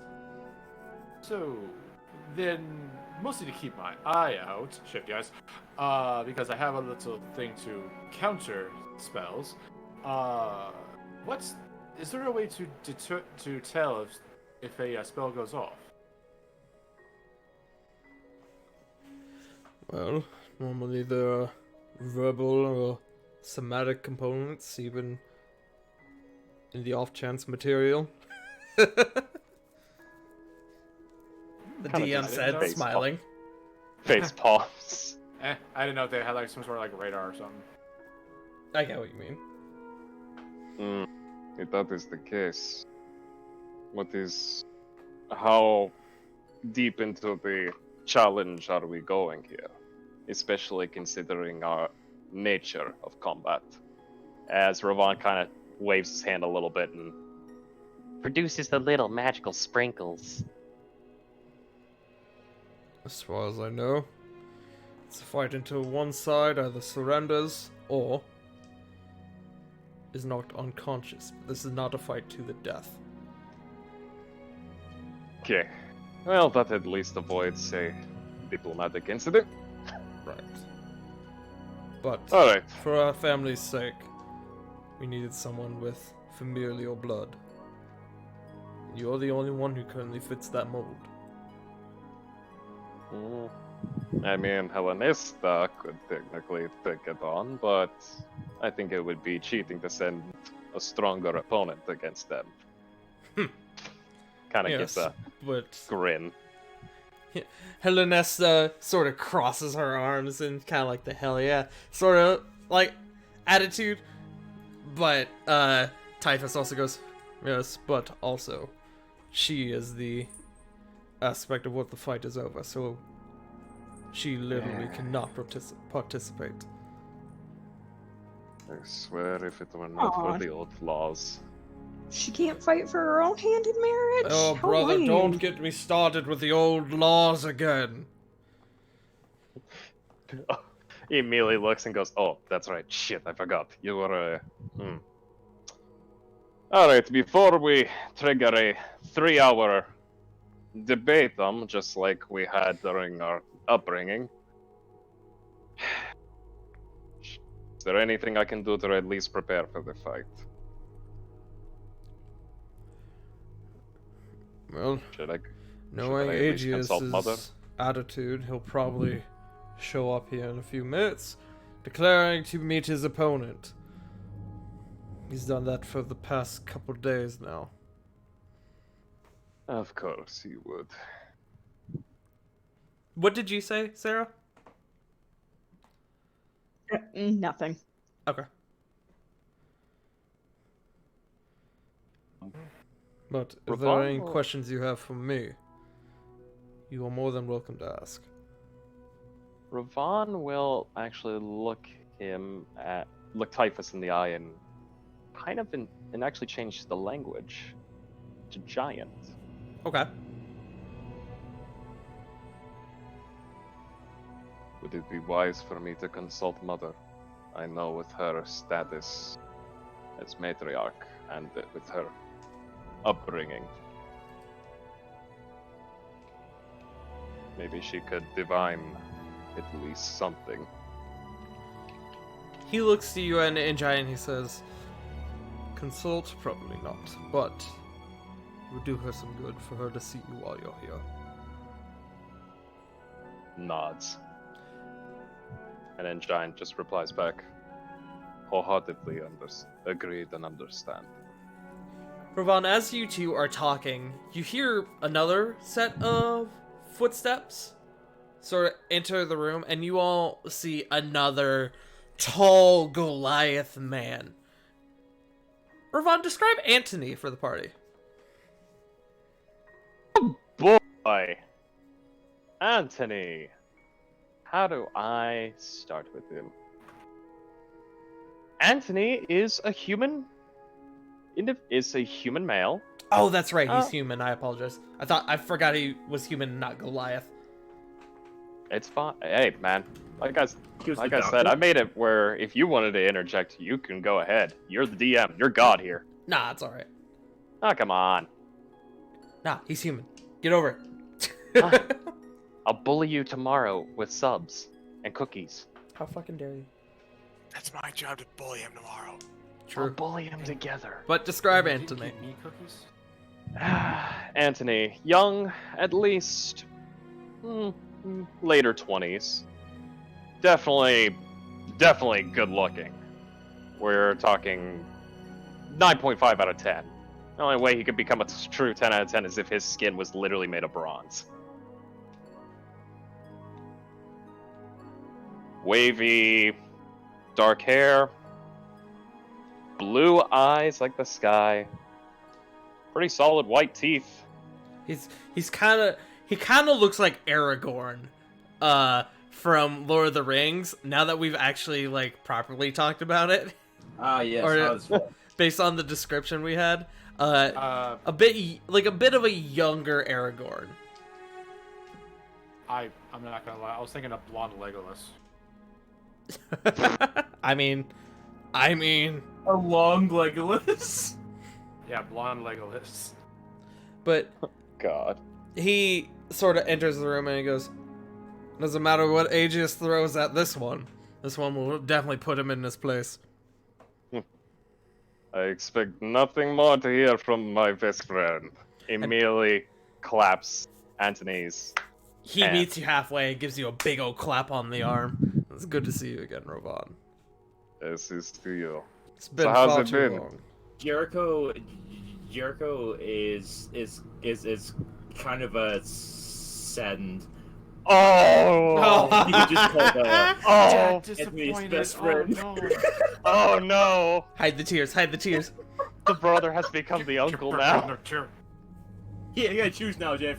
No. Ah, shit. This is what happens. This is what happens when you try to progress further in a fucking BioWare game. This is like the Jack Miranda argument in Mass Effect 2. It is! Oh god! Damn it. But it is good to see not only you, it's good to see that you've been able to keep with your positioning. Seriously. You know you can be more than just a head bodyguard if you put a little bit forward. I could, but this sort of life suits me. Not a ton to it, and I get to keep out trespassers. He says with a bit of a wink. I see, I see. Tell me, how many times has that blade been used as a prodding tool instead of an actual sword? Well, if he just shows up again, probably more than I would like to admit, but I haven't been able to lay a hand on him. He says through a bit of gritted teeth. It is alright, my friend, it is alright. We will be able to put him at least in the proper shelving. He sort Besides, of punches you in the shoulder. You better. I will. But I at least am entrusting you to make sure that everything else is fine. Right. I will We surely don't want do to have my another bucket incident. best. Typhus actually speaks up and goes, Antony has actually been put in charge as Helenesta's personal bodyguard. Kinda just looks directly. Really? Antony just sort of smiles at you. Hmm. It's been nice. I see. Just remember, that is our sister. She can kick your ass. Oh, I'm blatantly aware. He says, sort of like stroking the back of his neck a little bit. You hear a little pop in there. Can I insight that? Sure. May I as well? Yeah, sure. Ravon, I'll give you advantage. Oh my god, this is good. 6. Yikes. Oh, that was You do get advantage. Alrighty, there. Yeet. 17. Corvin, your insight doesn't pull much. You kind of just take it at face value. But Ravon, with the 17, you get the impression that they have truly sparred. Like gone Putting toe to toe on each other, probably. Ravon takes a look over at Hellenesta. Oh, sorry, Shmonk, go ahead. Quote unquote sparred. Uh-huh. No quotes. I know what I said. Smile. Takes a look at Hellenesta and goes,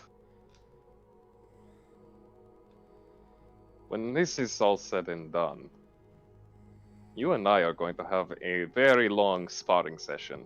Which reminds me, in the event, reaches into his bag, and he'll pull out... What can I pull out for the sister? What can I pull out for a sister? I don't know. What can you pull out for sister?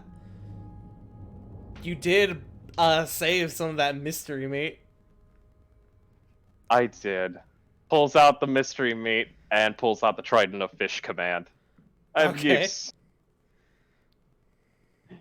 Immediately hands the Trident over to Hellenesta. Oh, brother, you brought me a gift. I love it. She says, sort of stroking the trident.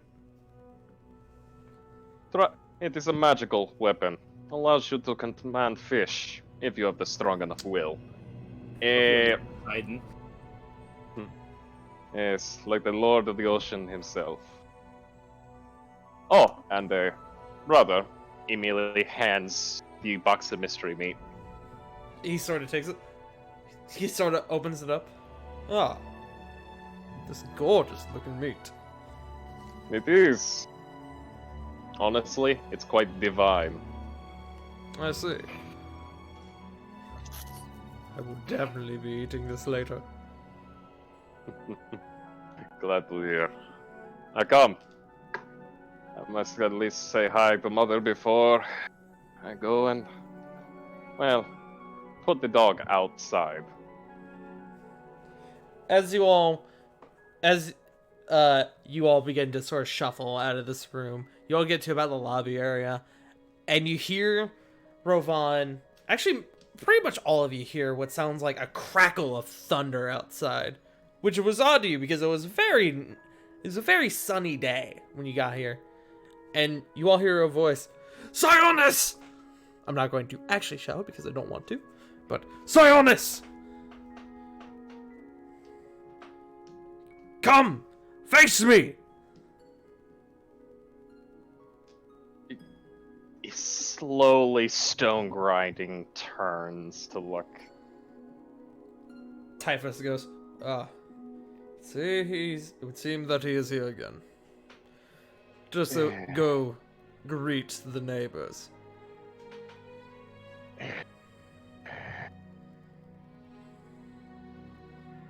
I swear his father must have spilled his seed into a flower pot because he is quite a blooming idiot. Damn! Damn. Yeah. Oh, What? damn. That's a Stealing good that one, one. brother. Let's Oh, hope that your is- blade is as sharp as your tongue. You want short tongue? Thumbs over to Corvin. This Oh, one.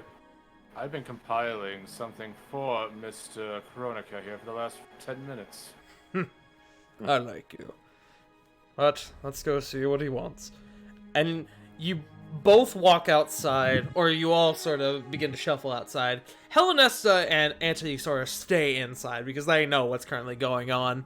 But the rest of you begin to shuffle outside, and you all can see that in the middle of the walkway from the gate to the front door, there is a single Goliath man. Picture Asterion from Hades, and now make him a Goliath, and that's essentially what you're looking at, but with much heavier plate armor. That just looks very souped up and very ritualistic. Ah, I see the pup has finally come to defend his family. And I see the stray cat has come crawling. You mind your tongue. You know, Mr. Sionis, he kind of looks right towards Ravon. He's making a very fair request. May I? By all means. Alright, I assume you are Aegis, yes? That would be I, Aegis, eldest of House Chronica.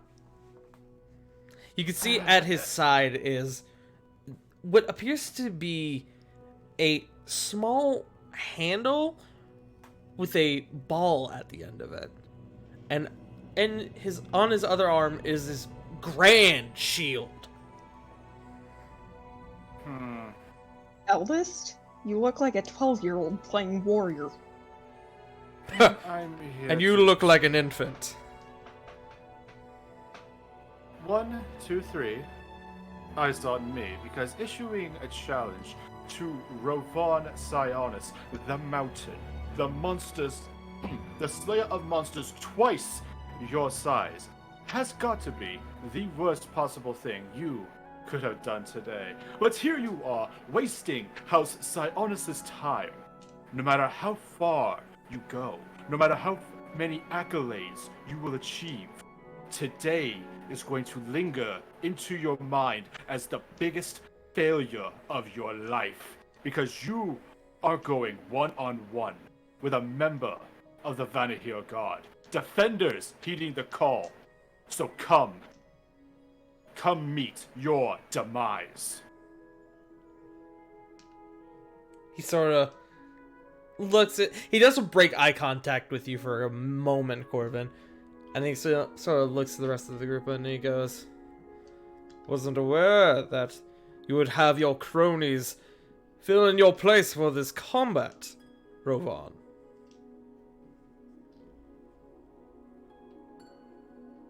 What can I say?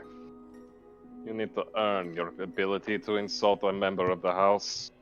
And as far as I have seen, the only thing you have been able to insult is your family's honor. You sully it every time you open that mouth of yours. In fact, the only thing that fits in there is, well... And he... kind of begins to chuckle. And he immediately switches to giant and looks at Aegeus and says, no, the only thing that could fit in there is, well, solely. And I will send a message to you, Tart, because I want you to laugh at this. Okay.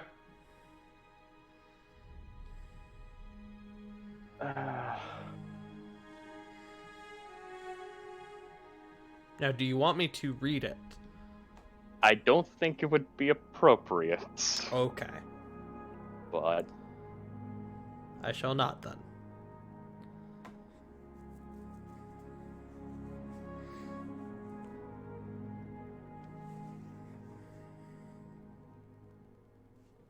there you I'm go. curious.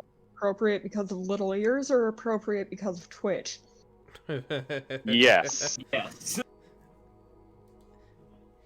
He looks at you and he sort of chuckles to himself for a moment. He goes, "You and your friends sure are sharp with your tongues, but you have yet to prove anything to me yet. You have a lot of hype, let's see what the hype is all about. Whenever you are done wasting time, I will be at the Colosseum, Yes, waiting hype. for you. Good. Go, while you're there, maybe you'll learn a few things about actual fighting. Especially considering the fact that, well, if I remember correctly, wasn't it my father that put yours into the dirt? You can see him visibly tense up in his right hand, and he goes, "Don't worry, Rovan. I am not my father. I am far better than that." On opposite day. But then again, every dog has its day. And soon, this dog will strike down the bull, and it will be quite a show. And he turns, and he walks away. Typhus sort of, as he sort of gets out of sight, Typhus goes, "Fucking idiot." Well, let us go see Mother, shall we? Yeah. Then we can get this show on the road. There's a show? I was fully just expecting a clown. I see your sense of humor has not changed, brother. He sort of puts his hand on your shoulder. Come, let's go see Mother. I have taught you well. Kind of turns to the party and goes, "If you require any food or drink, do not be afraid to ask. I would Yes. recommend the wine. It's great." Yes, as you are Rovan's friends, Mikasa Sukasa. I believe that is how you say it. Yeah, close enough. I'm not Quick, familiar everyone. with Elvish. Or whatever language that is, I'm actually not entirely sure. I'm not a diplomat, I'm a warrior, leave me alone. I swear you've been hanging around the elves too much. Oi! The elves are just the Spaniards now. No one expects the Elvish Inquisition. Yeah, they just teleport in like crazy. Huh. So you all shuffle back inside, and Antony sort of speaks up to you, Rovan. He goes, "Well, that went well. I am looking forward to seeing you put him on his ass." Agreed. For once, I'm actually impressed. He was able to formulate at least a singular coherent insult. Well, we'll see how his fighting has improved. Admittedly, as much as I hate to admit it, I haven't heard bad things about his fighting tactics. Actually seems to be some sort of warrior. As much as we both hate him, don't take him lightly. Never underestimate an opponent. What's the old saying? Beware of Grekins bearing gifts. Or, was it no, beware Goliaths bearing gifts. Nothing goes dragons. Yeah. Probably that one. Who knows? I will be honest, I am not great at history lessons. You can see Hellenessa she's doing that thing where she's kind of got like her hand on her cheek, kind of like shaking her head, but she's got a smile the entire time. Dear brother, I have missed you so much. As I've missed you. Typhus sort of gestures, "Come, Mother would want to see you. If the rest of you, please, don't mind, we will be doing this on our own, but please, make yourselves at home."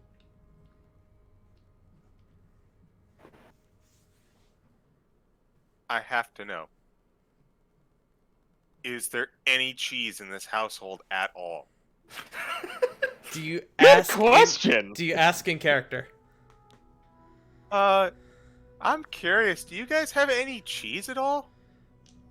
You hear Typhus, who is about halfway up the stairs, go, Do we have cheese? Looks at Rofon. I mean, I assume you all restocked since he left. Rovon, he sort of gives you like a worried look. Please tell me you've been keeping up your cheese stocks, boy. He's fighting me for my cheesecake. It's hereditary. Awesome. I love this so much. Immediately goes shifty eyes and says, "Yes, I have. However, I may have cleared out a cabinet or two for certain people." Oh, you poor thing. Come. Mother can wait. We must stock you up once again. No. I am good, brother. I am good. Expressnia kudnishniak. I'm good. Make a persuasion check. Oh fuck. Can I give him advantage? I'll let you give him advantage. Thank you. Did you hear what I said? No, I didn't. I said he keeps fighting me for my cheesecake. Because it is my cheesecake. Mine! Persuasion with advantage, right? Yes. If there's a Fighting nat one for in your there, can I cheesesteak is choose a to weird way fail? of saying stealing his. 23. 23. He looks at you and he goes, we will sort this out later. But, Helnesta, please show our guest to the cheese room. Helnesta goes, of course, please, come right this way. And Ansel, you can see, is pinching the bridge of his nose, just like, oh, Christ. Oh, Above game. it's happening again. These Always guys are with the essentially cheese Greek- room. Like, What's up, Sarah? Corbin is. Sorry. I said above game. These guys are technically Greek. Of course they have cheese. Of course they do. It's gonna be goat milk. Well, of course we do. I mean, come on. There's no need to feta. That's a Gouda one there. I'm gonna remember that in your fight in a few minutes. And then I got nat 20 punched in the place I shouldn't be. We lost a Gouda. Well, who we lose? We did lose CG. Oh, okay. Oh, fuck. Oh, right. CG was he's warning showing that the lights offline. were flashing on and off. We'll see if they pop back in, but we will Yeah. continue. They're still in the game. They're just not in Roll20 anymore. So Corbin's gonna look at Hellenista. So, is this like a trait from your guys' father, or what's with the cheese addiction? It's always been a family tradition. Ah, Cheese is very well respected in this family. And as she says that, she opens up a door to this grand room that is just wall to wall with cheese. In the middle of this wall, you can see a fondue fountain. And near the back, there are servants who are literally making cheese at this very moment. How much cheesecake? There is no cheesecake, it's just cheese. Damn it! Also, yeah, CG said their internet went out, so we will continue without them for now. See if they pop back in. okay. So, like, how big is this room? It is a solid-sized room. It is not huge, but it is... how do I describe this? It's probably about 30 by 30. Okay. Yeah. So it's a good-sized room. But it's not the biggest room of the house you've seen. It's kind of like the size of maybe like a wine cellar. Okay. The wine cellar for cheese. Cheese cellar. Cheese cellar. Huh. You said respected, but almost as if it worshipped or something. As he's like going right to the fondue. As the group partakes in all forms of delectable, inspiring cheeses as well as fondue, Ravon, you and Typhus go up to the bedrooms.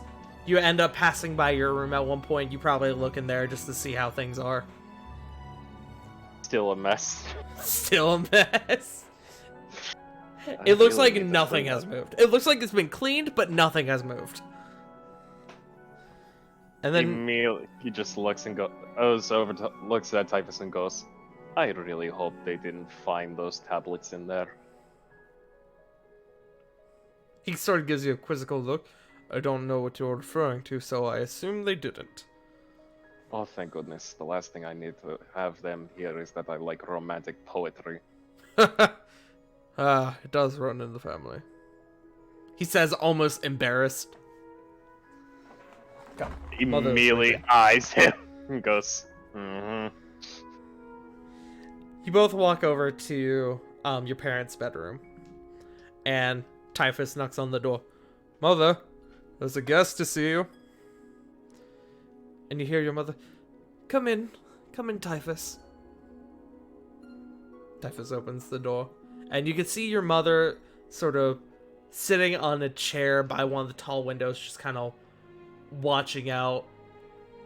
You can see that this window sort of points out to a different street, and you can see a bunch of people. It's a great view. You can see like a bunch of people walking around, a lot of business happening in the town. You can see sort of, it's a bit harder to see, but you can see like a bit of a market district, and people are like gathering and doing whatever. But she sort of looks over, seeing the door open, and she goes, Rovan.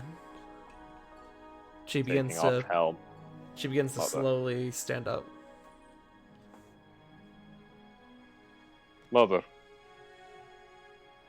My dear sweet walks boy. over. It has been quite a long while. Too long. Hmm. Describe, and I apologize if I fuck up this name. Genevieve? Perfect. Was it the first one perfect or the second one? Genevieve? Oh, yeah, no, second one. That was Second perfect. one. Okay, please describe Genevieve. Genevieve is very similar to Helenesta in physical appearance. Definitely a little bit taller. She's definitely on the taller side. Mm-hmm. At least within the 6'3", 6'4" category. Yes. Much more built comparatively.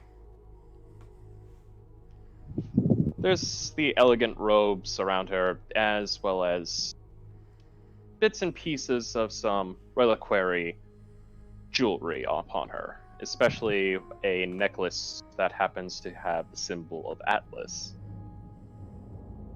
And there's, of course, a little bit of her satchel to a side. And would she be carrying any weapons on her right now, Tart? No, she actually seems to be wearing very like relaxed clothing. She's wearing like a robe, this beautiful like satin robe, and she just sort of seems to sort of be like in a relaxed state, sort of.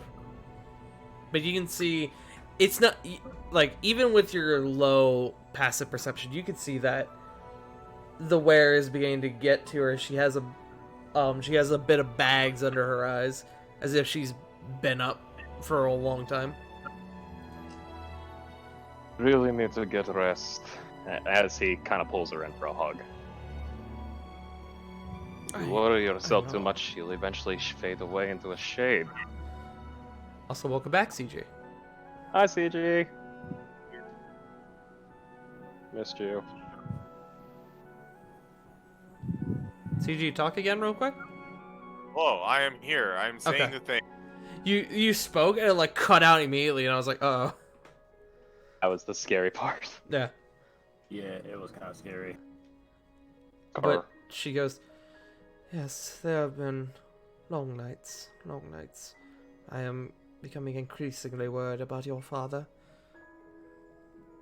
But I do have faith in him. He is your father, after all. Of course. I've seen that man beat down practically every creature known to existence. Oh, I've never really seen him fight a Hydra, so that's always a possibility. Eh, Right. but She then sorta- again... God. Oh, no. Just shrugs. She sort of takes your hand and just sort of holds it with both of hers. It's good to see you again, my boy. I heard that you will be defending our family's honor. And luckily for me, I've gotten a lot more practice in. Good. Well, she sort of leans up, and even with as tall as she is, you're still a bit taller than her. She sort of like gets on her toes and leans into your ear, and she says to you, "I want you to break that boy from House Coronica for the disrespect he has put on our family." To break him as hard as Hercules had broke the back of the Nemeon. Break his body and his spirit. Kind of, there's a few trickles of sweat coming down now off of Ravon with fear of Mom. I have Of faith in course. you, my boy. You will do just fine. Also break his Eiffel Tower. Fuck. I will do what is necessary, Mother. However, I know. Target's that one. please at least do me a favor. Get some water. Come, socialize. I have friends. You brought your friends. Oh, I must meet them. Yes, you must, honestly. Wait, is Diana with us? Diana is with you guys. Diana and Corey are both with you guys. They are currently in the cheese room with the rest of the group. With the fondue fountain and everything.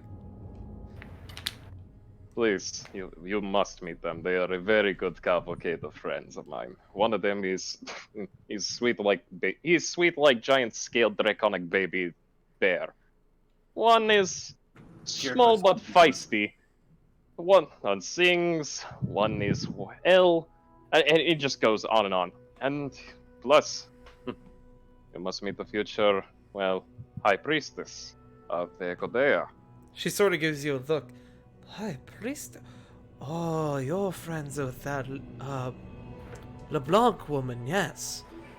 I'm excited to see what new age she will bring to the Echodea. Well, considering what I've seen in combat, she definitely will bring good times. Oh, If not, she'll keep us protected from the bad. and she can fight. My boy, have you considered, speaking with this woman in a more, well, less than formal setting? Ravon just goes beet red and goes, Mother!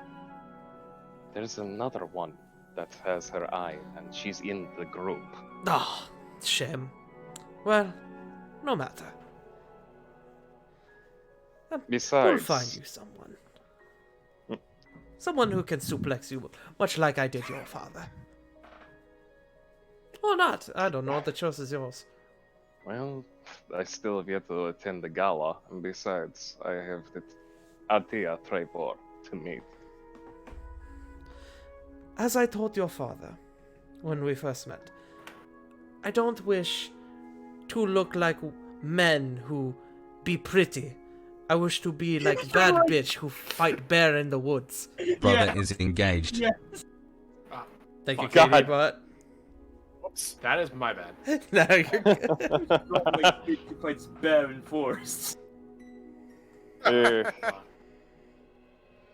Believe I am not that narcissistic. Also, it has been very long journey. Right now, this is, well, preferred. Come. She sort of like takes the lead, and as so you sort of leave the room second, and as you begin to leave, Typhus sort of grabs you by the arm and he goes, "That is the most active I have seen in weeks." She's very See? happy to see you, brother. You see, all it takes is the favorite child being able to talk, and kind of just elbows Typhus. Ooh, Yep. you wound me. Probably the worst wound you've ever dealt to me, Ravon. He sort of shoves you back. It is only fair considering the fact you broke 10 of my ribs. Only 10? Damn. Yeah, 10 and my leg. Oh yes, the leg bit was funny. I couldn't even play. I couldn't even compete within the 500-meter dash. Oh, you could have beat those boys from house. Cough, cough. I don't have the house names in front of me, so. House Yeah, you're fine. Fryers. There we go. No. Hold on, let me put them up. Yeah, you're House fine. Gaia. There you go. You could have beat those boys from House Epsilon with your leg be tied behind your yes. Careful, brother. You strain yourself too much when you think about politics and that. I am exceedingly tired, brother. Make no I can mistake. tell. I can tell. I only hope that if ever a time comes for you to fight, you are not this type of tired. Never. Never. Mm, I live for the fight, brother. You know this. I know. In fact, That's why I hope you never go into battle. Otherwise, it's an early grave. I will be fine. I would sooner face the devil at his doorstep than die in battle.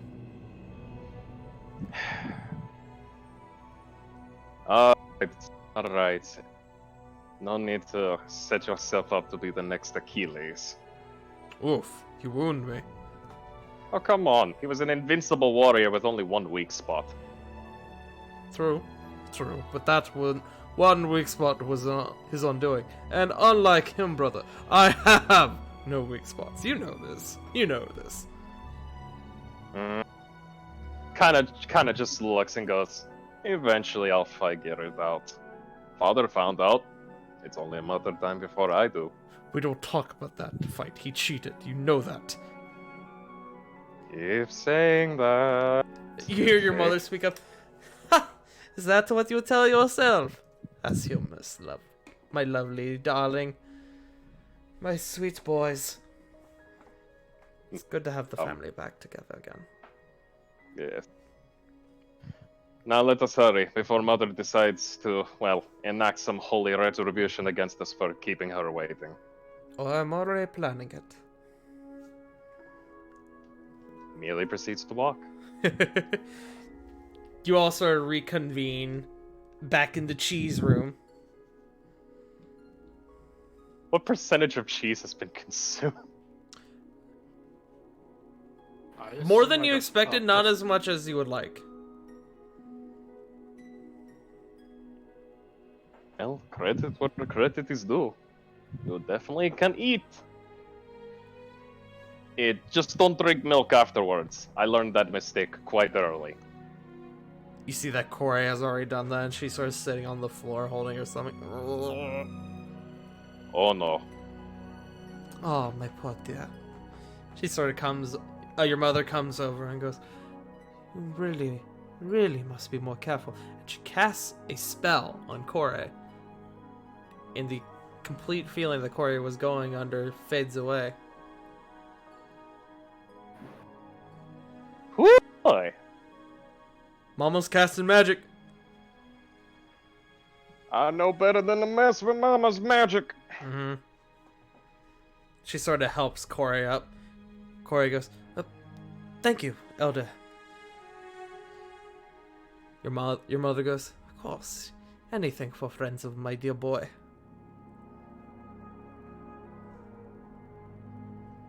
Your mother sort of goes around and begins to properly meet everyone.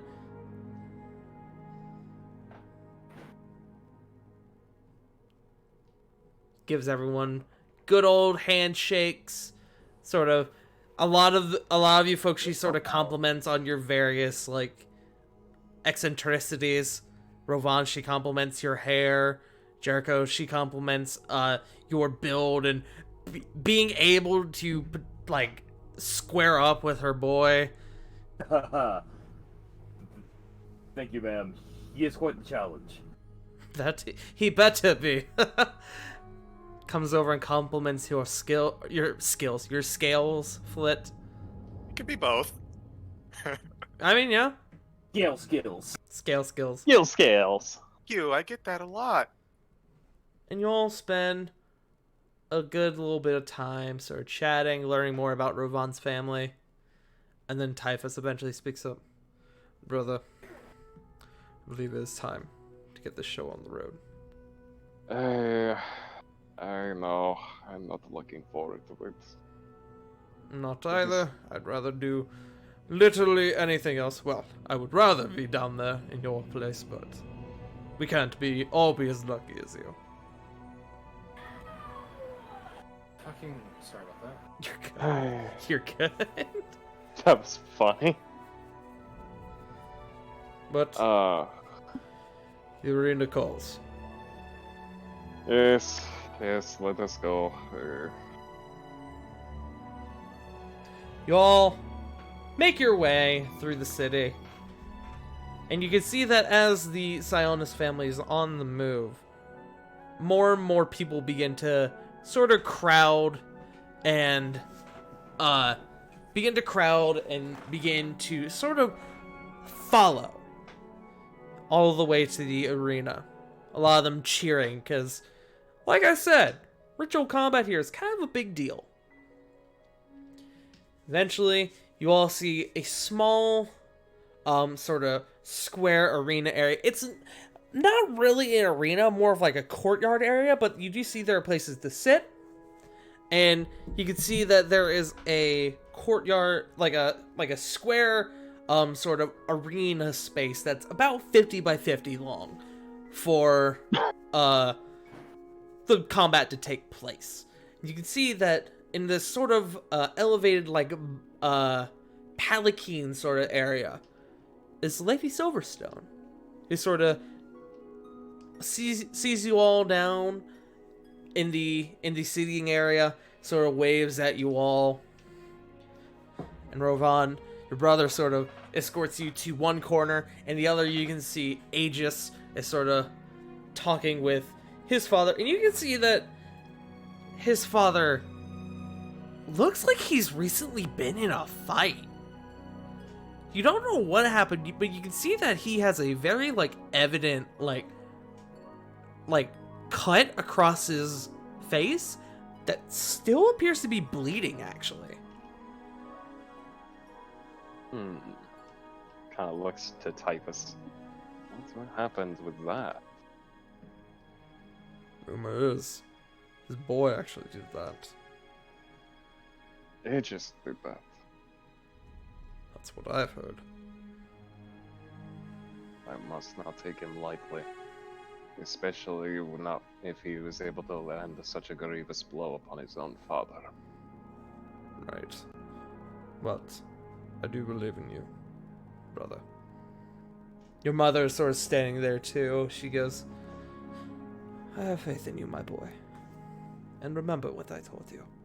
I'm going to go join your sister and your friends.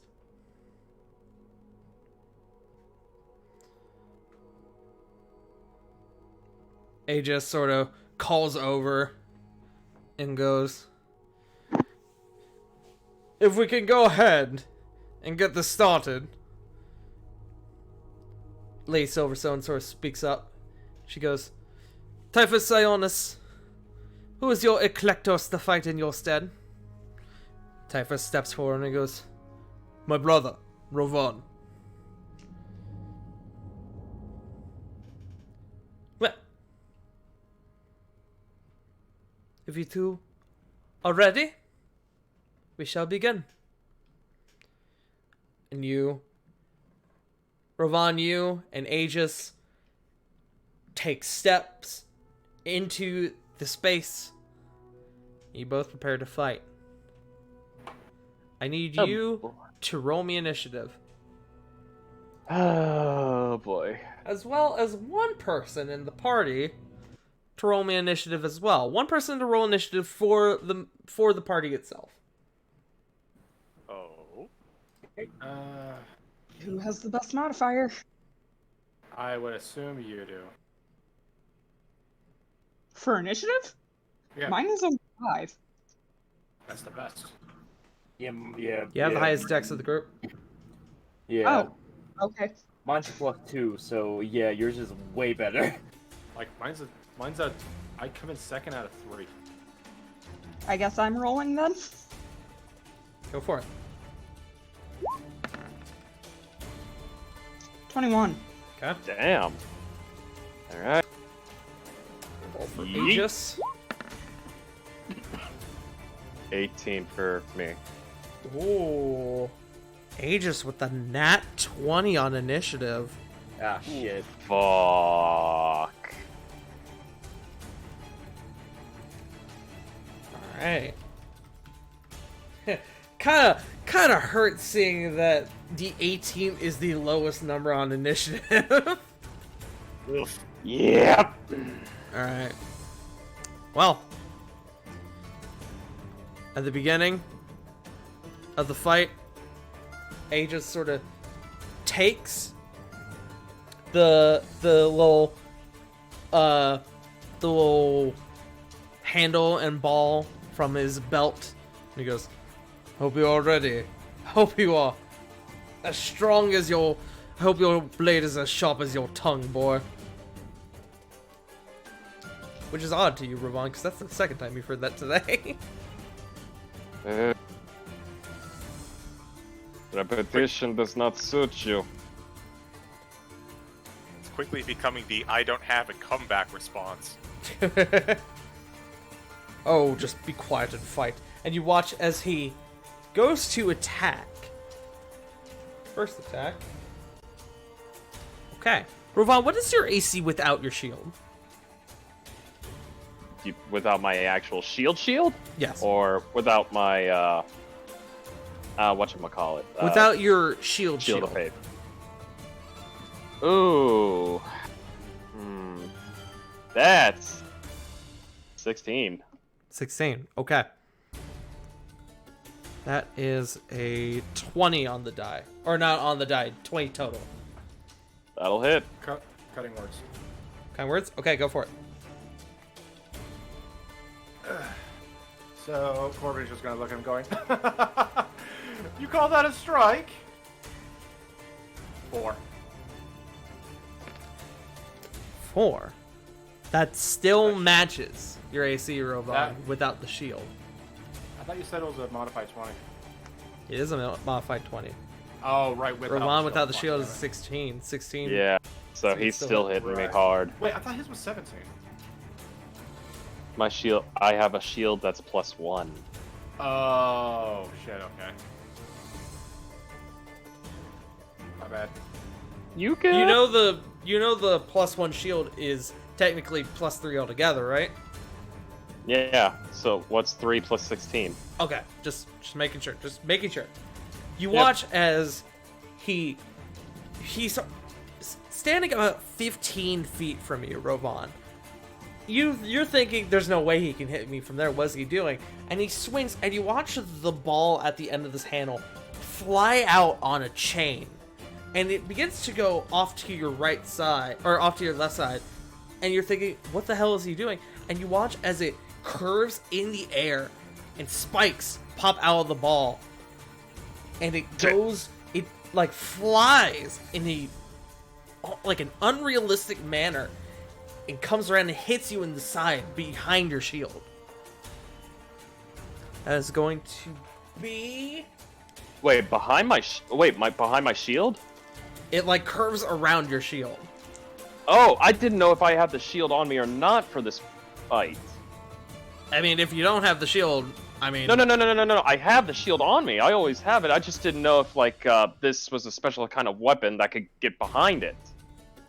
Because if so, I mean, without the shield, it's my armor class because it's 16. With the shield, it's a 19. With the shield, it is a 19, but this weapon seems to ignore your shield entirely. Ah, fuck. You take 14 points of bludgeoning damage.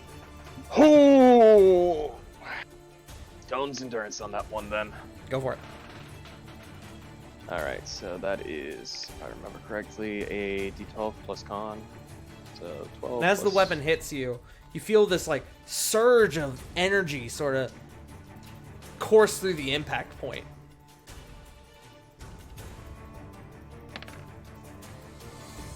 $11. Okay.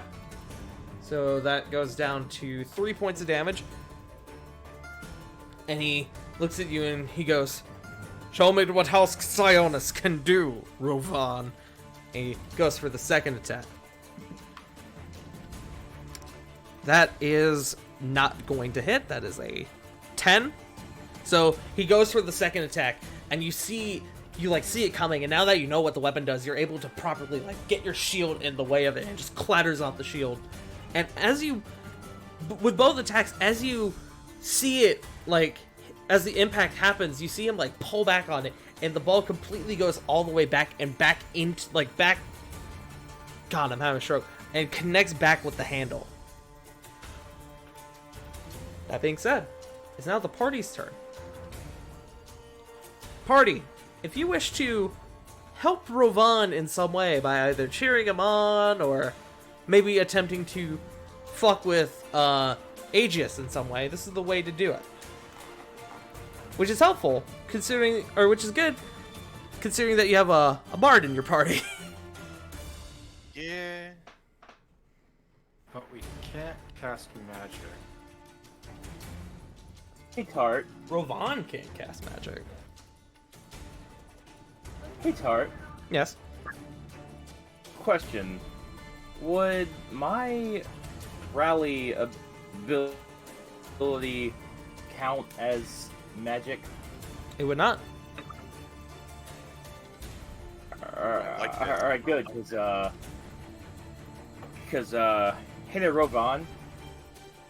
You're getting some extra, hit points there, buddy.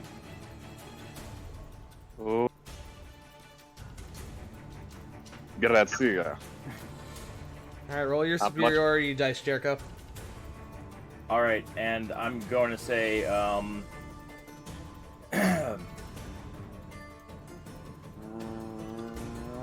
Rovan, muster the spirit of Dragon Dads and kick his smug ass. Yes. You can see Aegis looks visibly confused. Dragon, what? So he Wait. shakes it off. No. I meant Battle Dads. Oh, okay. That's what I meant. That makes some more sense. That makes sense. He's still kind of looks a bit quizzical. His expression reads, "Is Rovan a father?" Oh God. So you get 2 extra soup HP there, J Frost. Could be worse.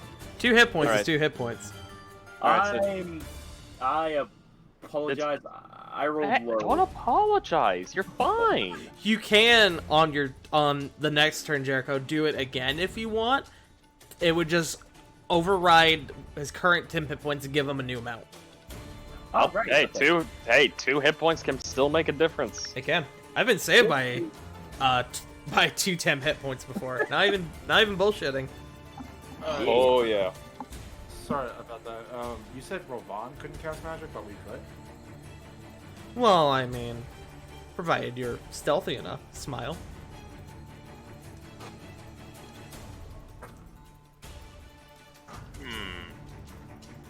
Tart, Yes. I'm Excuse gonna me. I'm Just gonna, went through I'm gonna puberty. send a message to you. Okay. 'Cause I have an idea on something. But Jericho has given Rovan 10 hit points. Does anyone else want to attempt to do something?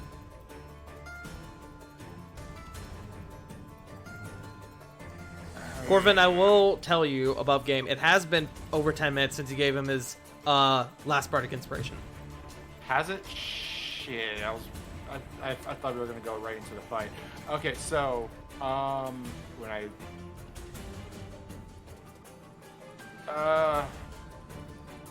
okay, I'm gonna give him another. Okay. More bardic inspiration for Rovan. Yay! Anything else the party wants to do? One more thing for Corbin.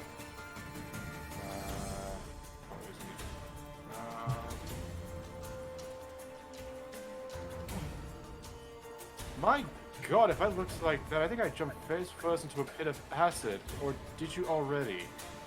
I would like to stealth roll Vicious Mockery. Don't bother rolling. He's gonna make his save. Because as far as anyone can tell, you're just making fun of him. Yeah. Oh. For 4 points of psychic. On a nat 1. He failed that. Ah. Oh no!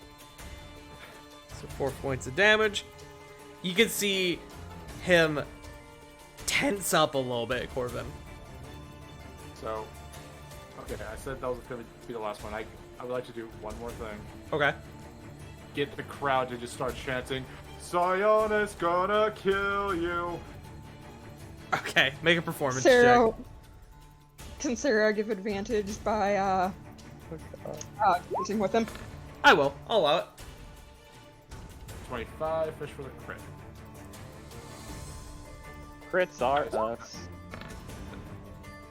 Hey, crit down. There's the crit. Crit.exe has been found. With a nat 20 and a 31, you're able to get a good number of people chanting this as well. You're able to get a good impression of who is on House Sion's side in this. You even see Rovan's mother, his sister, Antony, and Typhus are all chanting it as well. Typhus is practically screaming it. I just imagine he's wearing a frickin' Wisconsin cheese. But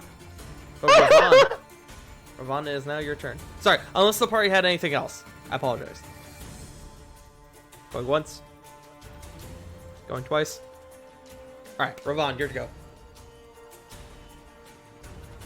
You fucked up when you did that. Now, I have a question above game cards. Okay. Channel Divinity.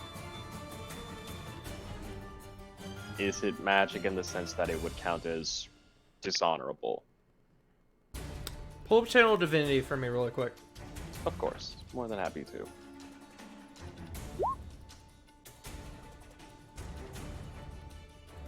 I'm going to count that as legal, because that is not technically magic. That is technically an ability. Perfect. Ravon will go Peerless Athlete. Okay. You have advantage on your athletics and acrobatics checks. Amazing. He will pull out. Oh yeah, it's time for a callback. He'll pull out Tempest Bane, and he will charge. All right. You're charging. You can see Aegis begins to ready himself as you roll up. Now, shit, it's a feat, isn't it, to be able to use the slam, isn't it? Yeah, that's a charger. Fuck. Yeah. Ah well. Going for a little poke. Go for the poke. Yeah, just gonna give you take this little taser staff and give you a little poke, yeah. So, tag number 1. Ooh. Oh! Good shit. Roll your damage. Cart. Yes. It's about to get even worse. Are you smiting? Because smiting is technically illegal in the circumstance. Ah, never mind. I cannot then. My apologies. I will not smite. Otherwise, he adhere to would have the smited rules. you on his first attack. Okay. Oh well. Fighting's bad, okay? okay. Good. Fighting's awesome. Okay. Yeet. Aww. Jesus. Aw. Wow. Big oof. So, 9 damage on your first attack. Go Hold for a second.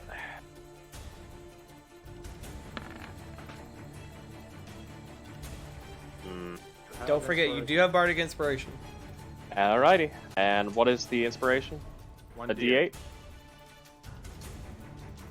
Okay, so 1d8.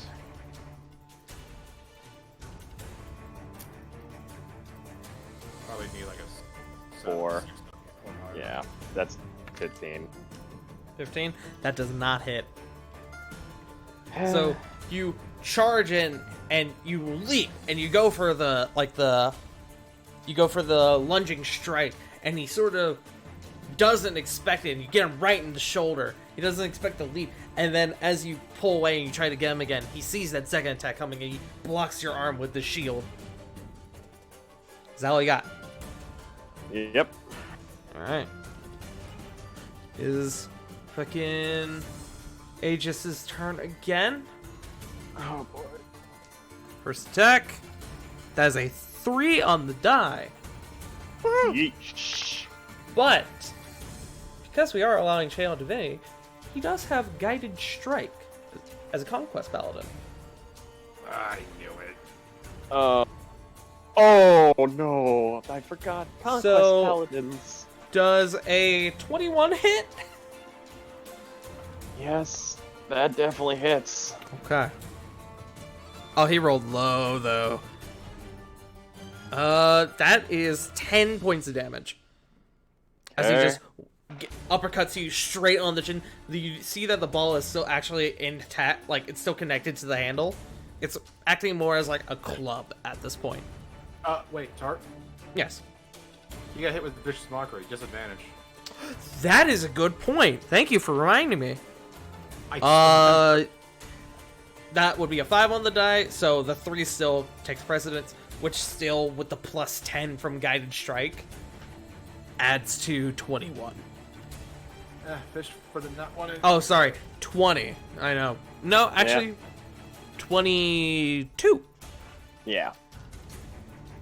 But Yeah, that makes sense. thank you for that call. Now, Vicious Mockery, it's just the next attack, right? Just the next attack. Okay, This next so this one's going to be goes- normal. Yep.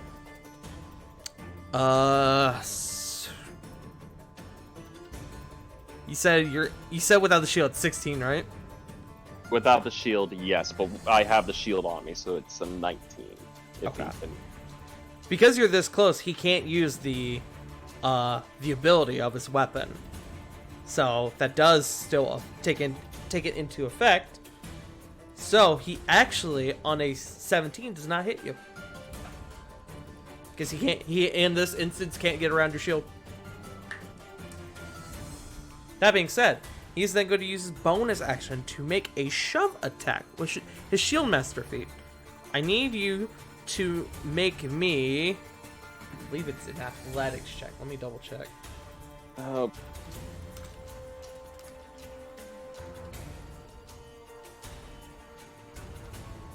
Oh no, it just goes. Okay. Ooh.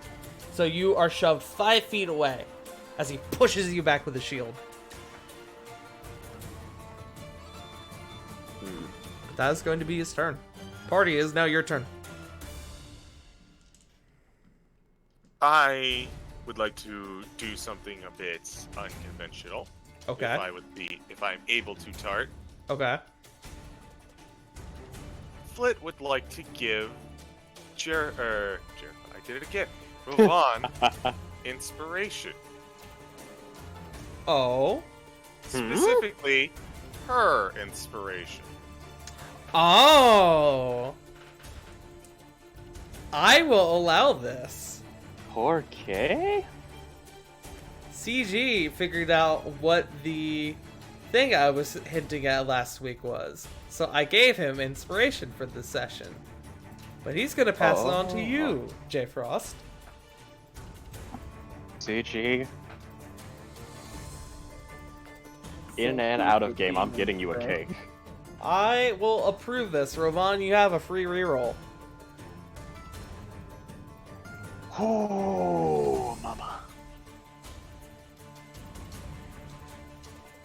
Would anyone else like to do something? I can got a couple things I could do, but I'll go last. Okay. Also, Joe, you're very quiet. Oh, I was speaking a little low. Oh, I got you. Anyone else?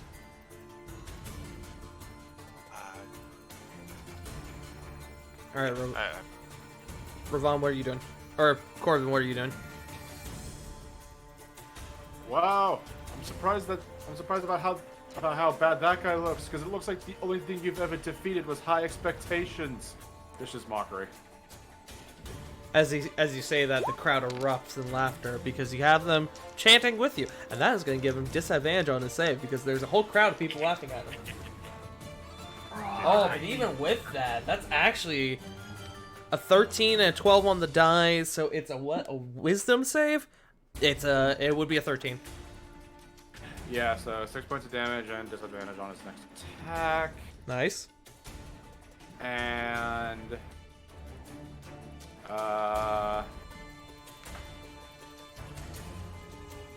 so another point of inspiration to Ravon. And all Corbin's That was doing. my bad. Okay, you're fine. My bad. It's fine. You're fine. That'd be it. Okay. As that sort of starts going down, Ravon, Aegis goes to you, and within 5 feet, he's able to just kind of talk to you normally. He goes, "This is what you call fair fight? Stacking the odds in your favor?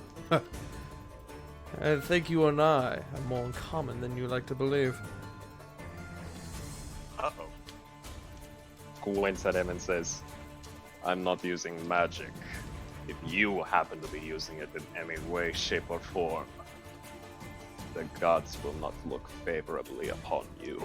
As tempting as it is, I have more respect than that. Does anyone else have anything they would like to do? Yes. Are you gonna redo your rally? Yeah, Okay. but there's a thing that I'm going to say. Okay. And in advance, I do apologize. But Jericho is going to look at Ravon, and he's going to yell,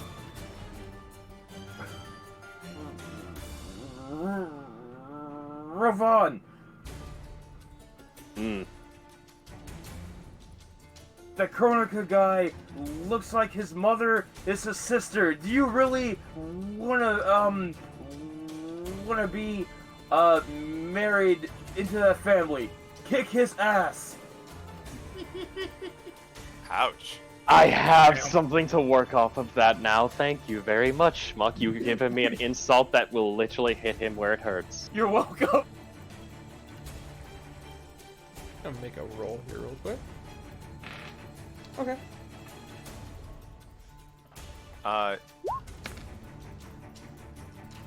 Ooh. 7 hit points. 7 temp hit points. So your You're fine. 2, you've already lost your 2, so it didn't matter. But you now get 7 temp. I'll take that. I'll buy that for $1. I thought of something. Okay. I would Oh. like to make a perception check on the arena. Okay. What are you looking for? What am I looking for? I'm looking for anything odd or out of place. Okay. Go for it.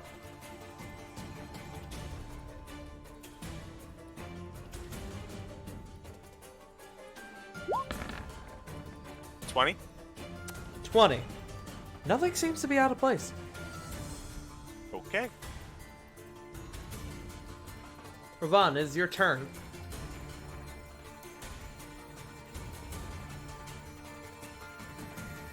Ritz teeth? Hmm.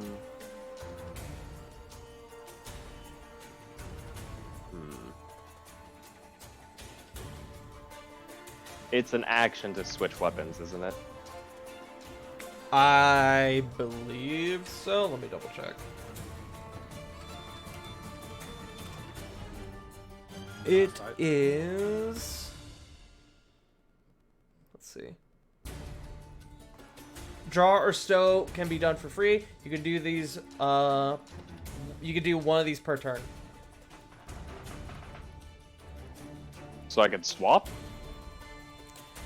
The wording makes it seem like you can put a weapon away, but you can't then pull out another weapon. Alright. That's kind of the impression I'm getting. No, that makes sense. You can I'll use keep your them. free action to swap weapons. Oh. Okay. That's what I'm reading.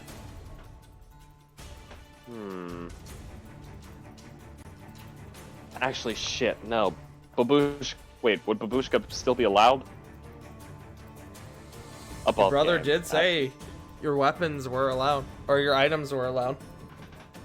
Perfect. Babushka. Pulling it out. And ignite. Okay. As Babushka ignites, you hear the crowd release this like audible like "oh."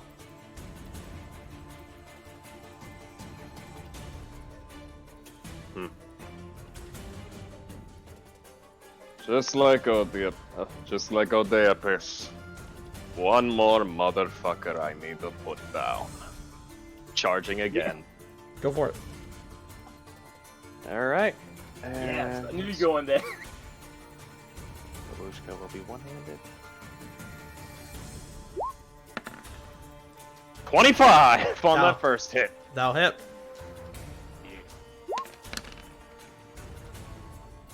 16! 16. Okay. Oh, and it was a natural 1 and a natural 6 on the fire. Yikes. Big oof, my guy, big oof. Going for second strike.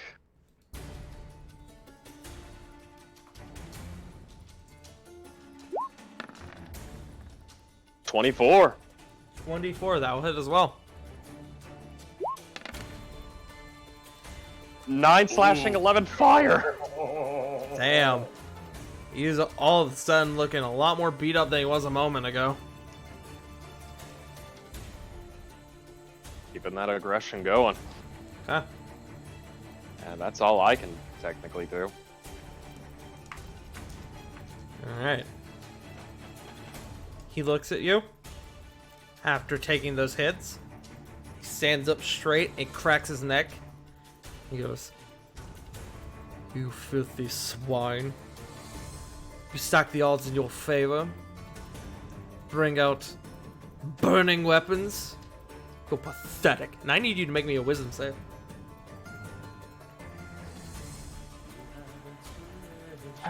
Wisdom save, here I go. Yeet.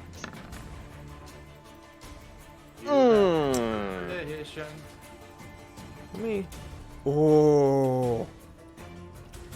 13 was what you needed. God, he's not wise. 13 was what you needed. You are fine.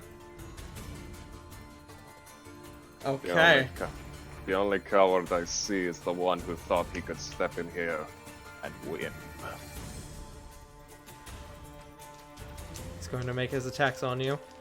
Well, actually, he's going to use his bonus action first to push you 5 feet away, so that way he can get around your shield. Now he's going to attack. First attack is disadvantage. That's actually still pretty good. That's still a 16 exactly. If my brain can do math. And with him now being able to get around your shield, I will hit. Cutting words. Cutting words. Okay. Bringing in that weak shit from all the way down there. So even a 1 will definitely. Yes. Damn! I know, right? I saved the big numbers for when I don't need it. Okay. So it will turn into a miss, which was good because I rolled high on that damage. Second attack. That is all my inspiration. Natural 20. Damn it! Fuck. Oof. I Should have saved it. Homie's It's- pissed.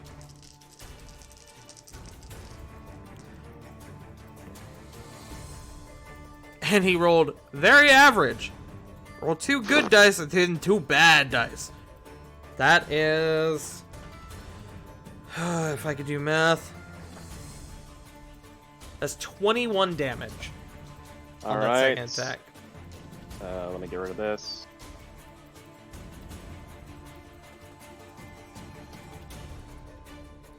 Okay. Like the hits.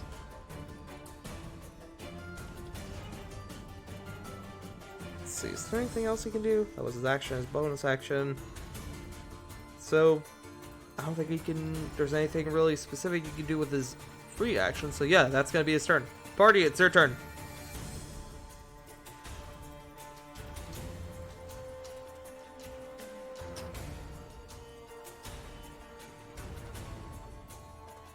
I think I have anything I can do other than cheer him on. Anyone else? Yeah, I'm in the same boat as CG. Yeah, that's what I'm thinking. I mean, the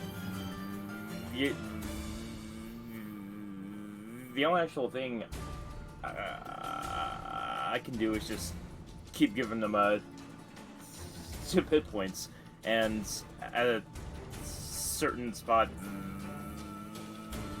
those run out. Let's see.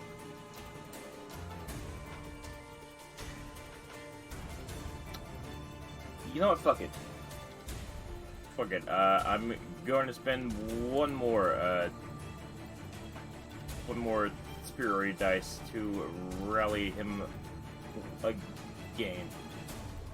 All right. So. All right, go for it. You get 2 more HP. I'll take it. Again, 2. Get 2. I'll take 2. You know, watch us all be doing this, and then at the end, when this dude probably loses, he's gonna claim Rovan cheated. I mean, Rovan technically is. I only have 2 superiority dice left. That's okay, I got like no inspiration left, which, by the way, Corbin's just gonna shout, you know, from what the crowd is telling me here, we're gonna consider it a favor that no one's gonna ever want to face you ever again. 3 points of damage. Let's roll. Oh, good roll. That is a 16. That means it. Yeah. He seems to be completely blocking you out at this point. Oh, that's a mistake. Hey, you big dummy. No. Hey, you. Would I be able to tell that it had no effect on him? You're not sure. Never mind then. Bonus. How's Rovan looking? How is Rovan looking? On a scale of 0 to 63, probably out of 40. Oh, okay. You're actually doing very well. Okay. That's it. Alright. Rovan, it's your go. CG. CG, wow. I'm already brain farting. Thank you. CG brain. DMs tomorrow, J Frost. Jesus. Just wait an hour and then it'll be my turn. I see what you did there. You sneaky Monka. binky. Shaking ass. Tart, how does Aegis look? Make me a perception check. Oh boy. Perception. 16! Worse than you. Wow. There was temptation there for something. You can tell that you fucked him up quite a good bit with Babushka.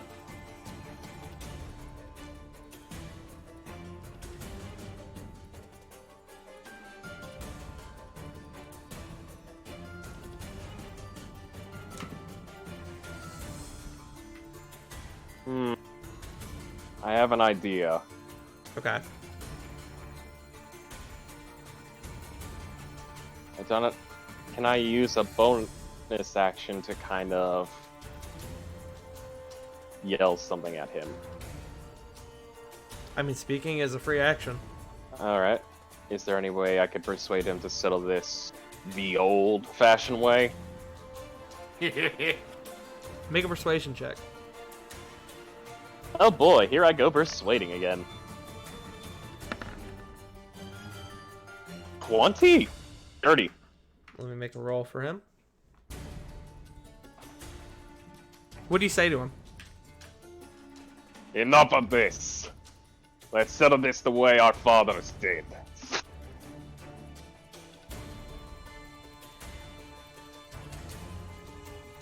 Do you put down your weapons and stuff? It will hold on until I see him throw down his, then I will throw down mine. You won't know until it gets to his turn. He'll plant the shield and sword in. Okay. Kind of gamble. Is that your turn?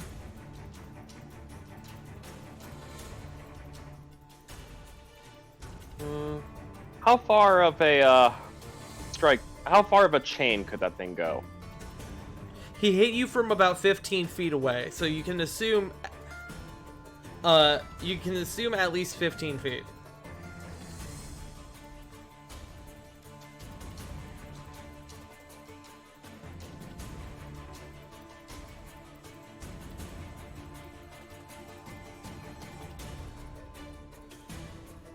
Yeah, I'll go for it. Where are you going for?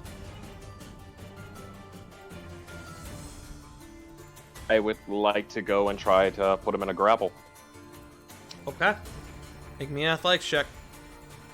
Thank you, and we'll One that you get an advantage on because of your thing. We're settling this the old way. Oh! Well, ain't that unfortunate? Wait. He got a 13 on the die. You have CG, inspiration. CG gave me his thing. You do have your inspiration. What do I need to do? Just roll a It's d8 just or... it's just a reroll. Here we go. Come on, Orange Jesus. 24! 24. You beat him. You got him in a grapple. He had 21. Hot fucking damn. You got him grappled. Put him in a chokehold. Make him mumble. Okay. Put him in the Wrath of Garyon. Okay. Let me think about this. So it was your action to grapple.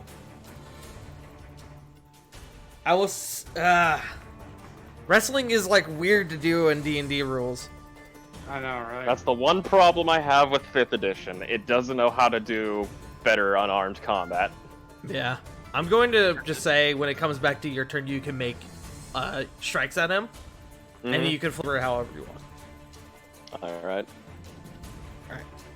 Comes back to... Sorry, is that your turn? That is my turn. He is in a grapple, though, so... Right. Comes back to Aegis's turn. Now, let me check a thing. Because he is grappled, but... Let's see. Okay.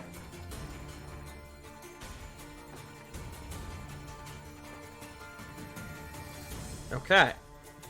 So because it doesn't affect his attacks, he's gonna fucking headbutt you. My head, buddy. That is... Yeah.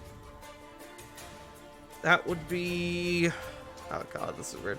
Okay, so you said without the shield your thing is 16, and you don't have your weapons on you, so your AC is technically 16 in this circumstance, right? Correct. With his modifier, that would be 16 exactly. Alright. And he headbutts you for 5 damage. fine.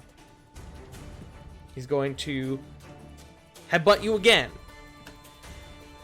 That was one better than the last roll, so he headbutts you again. Headbutts you twice for 10 damage total. You feel your nose sort of bend out of place. All right.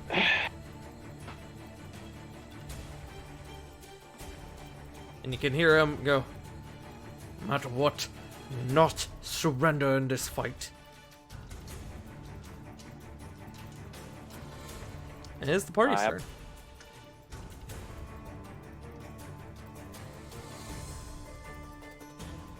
Party, what are you doing? Okay, so Rovan, has he blown through the temp HP yet, or no? Yeah, he blew through my the temp HP you gave me. Okay, good. Because guess what?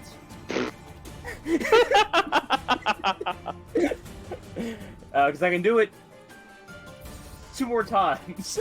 Yeah! And I want to make sure that you fucking win, okay? Okay, so... Welcome to Grapple Mania! Yeah. Where's the Mania, brother? I am the cream of the top. The cream of the top. I am the cream of the top of the latte of life. That foamy goodness right before you taste the bitterness of reality. Oh, yeah, brother. I love this. I mean, hey, it's better than 2. 1 up from 2, 3. 1 up. Alright, so you got 3 temp hit points. Anybody else? I mean, you're not a complete idiot. Clearly, some parts are missing. Vicious Mockery. Okay. Ooh, again, high roll. 5. It was a 17 on the dice. It was a 17 and an 18 that I rolled. Oh, yeah. Well then. He's becoming more resistant to my insults. Yes. Oh. It's What? giving me an idea. Oh, what the hell? Should I see. Poor fucking K. Game? Game is coming Game to go life burr. before our very eyes. Yeah. Oh, The game fuck. go burr. Game go burr. Alright. That's all I got. Alright, Ravon, is your go. Tart, I have Yes. a question. I have an answer. I have him in a grapple. What would I have to do to put him in a restrain? I would say... There's no proper rule against that, but I would say make me in another athletics check, and if he beats you, he's able to get out.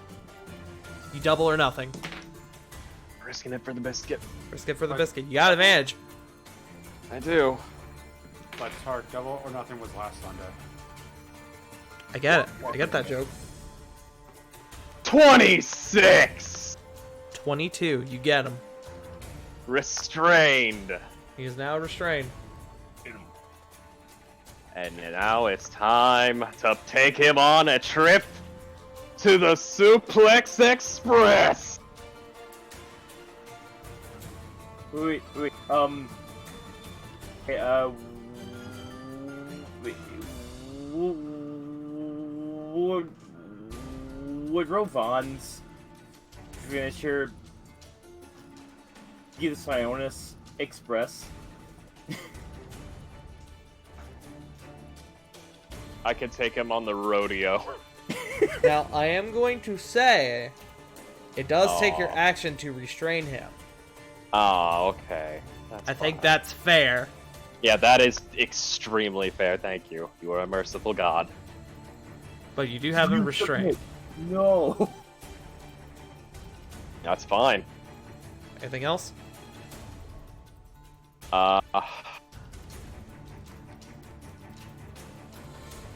Nope. I'd say it's pretty good. Okay. Comes back to his turn then. He is going to attempt to break out.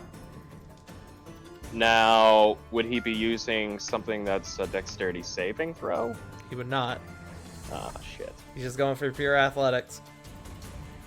Alright, I wouldn't know if he would be at a disadvantage with that. No, but you do have advantage to try and keep him in there.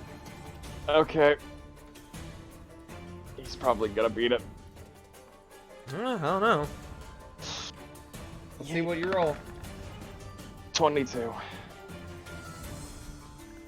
both actually matched.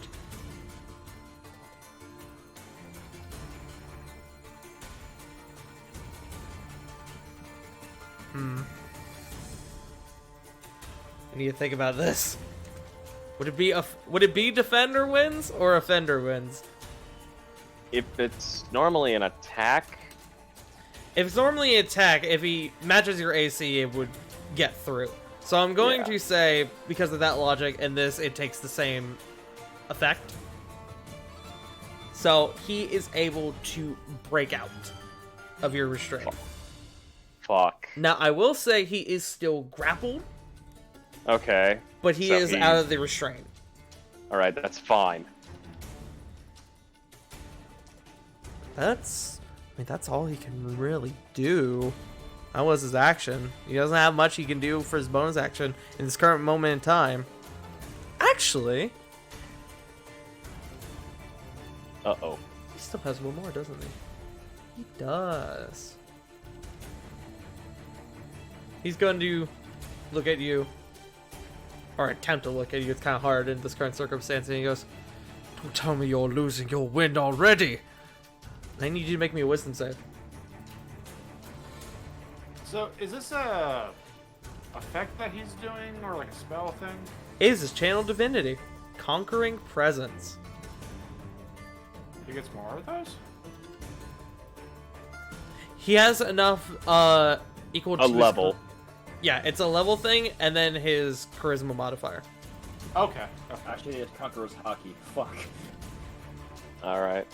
Wisdom? Yes. That being said, that is his last one. 22! I don't know why I 22, was you talking. are fine.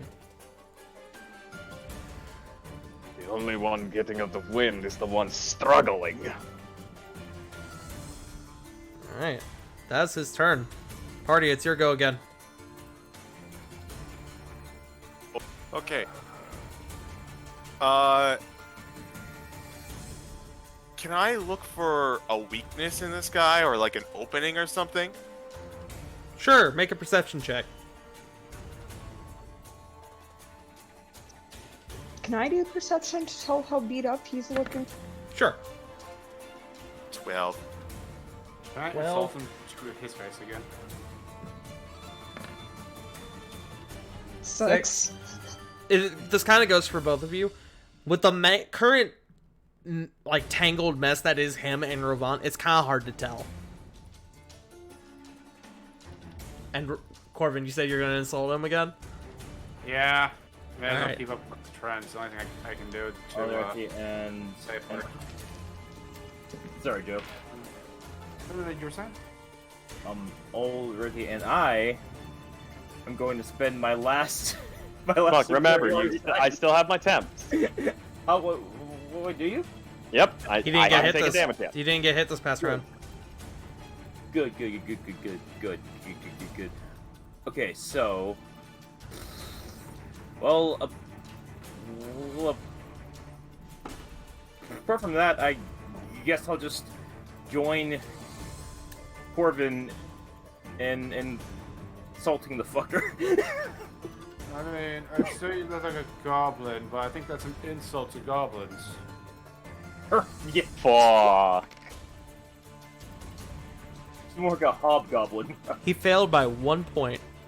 Ha! Fuck you. Yeah! I don't know what that does, but... It's 5 points of psychic, plus he gets disadvantage on his next attack. Oh boy. So, It's big brain time. You Yeah, hear okay. him. You hear him say in your ear, "For as house is honorable as House Sionis, you shouldn't fight fair." Funny. And for a house that's supposed to be just as honorable, you dishonor it by yapping too much.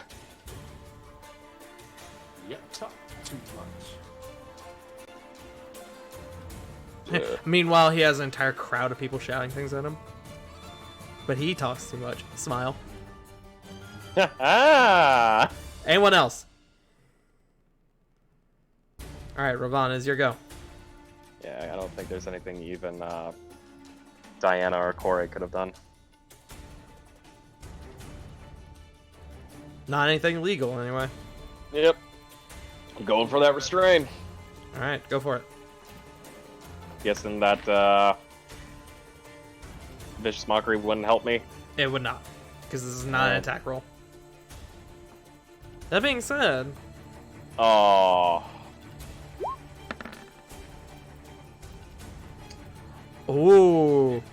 He beat You have me. inspiration. He did. I thought you were going to beat him because he only got 10 on the dice. But, an 18, he does beat you. So you don't get the restrain. Oh, can I go for a fist? No, because that's still your action to try and Fuck, restrain. that's right. Alright. Is that your turn? Alright, so he breaks out. Is he still on? Okay, He doesn't no, break wait. out. That was just to resist the restraint. Okay. I will look at him and say, just yield. Actually, think about it now.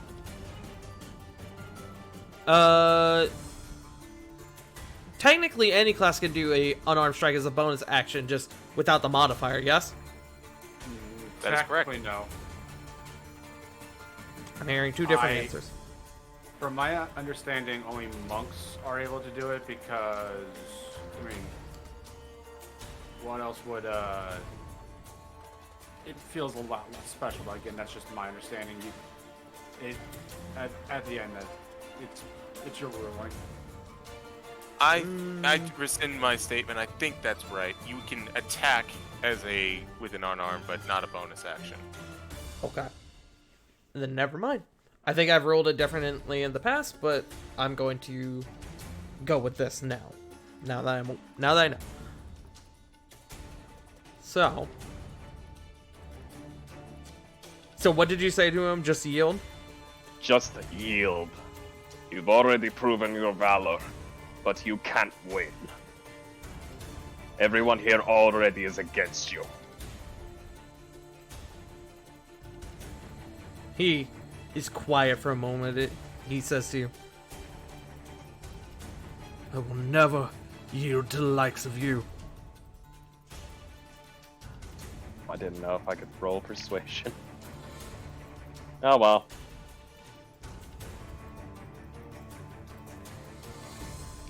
That's my turn. Alright. It's his turn. He is going to try and headbutt you again. He has disadvantage. I'm assuming an 11 doesn't hit, right? Nope. Yeah, I didn't think so. Alright, second. That is a 15 on the die plus 8. Or no, actually it would just be plus 5. I actually was doing the wrong modifier. Oh. Okay.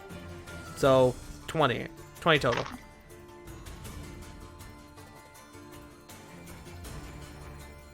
So he just headbutts you again.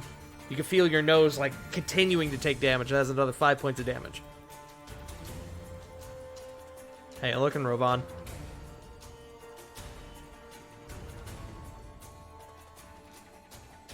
Rovan muted, so I'm assuming he's good. We'll move on. Party. Oh, hi. Hi. Out of a 6, I don't know why it muted me. Out of a 63, looking at a 30. Okay. Party is your go.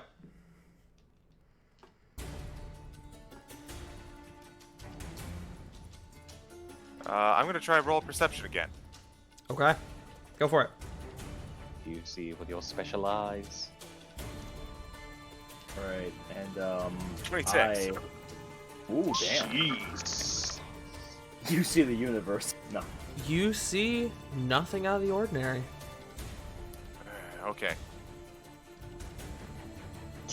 I'm going to assume I won't get any different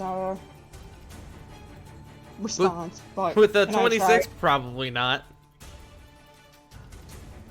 But go for it. Wait, what?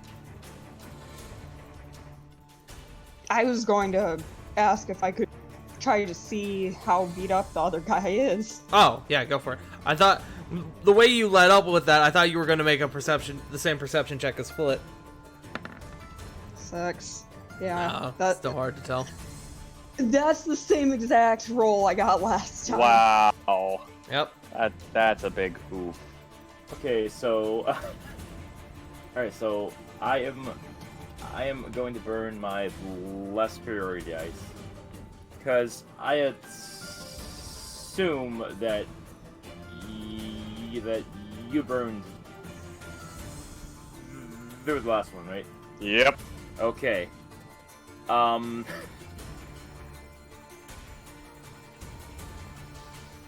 Jericho is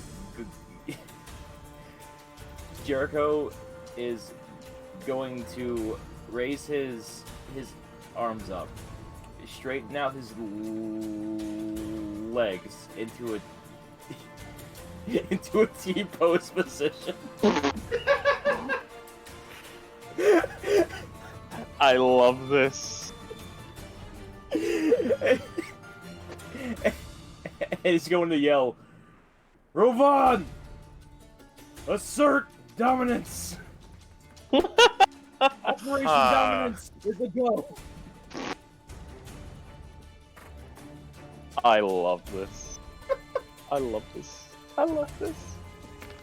And 3! 4 HP! I'll take it. my fucking I'm not complaining. rolls. I love this. I swear, if you were fighting better than you, if you were fighting better than you were talking, you would probably be winning this fight. Vicious Mockery. He fails. 6 points of damage. DiMaggio.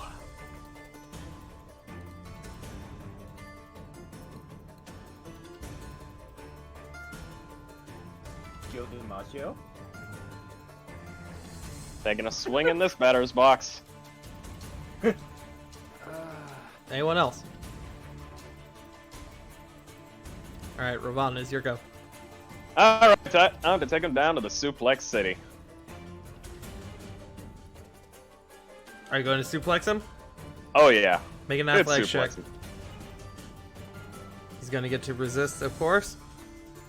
That's not a great roll, though. 22. 22, you get him. Go ahead and roll me a d8 plus your strength modifier. Oh? Oh, he's in for a world of hurt.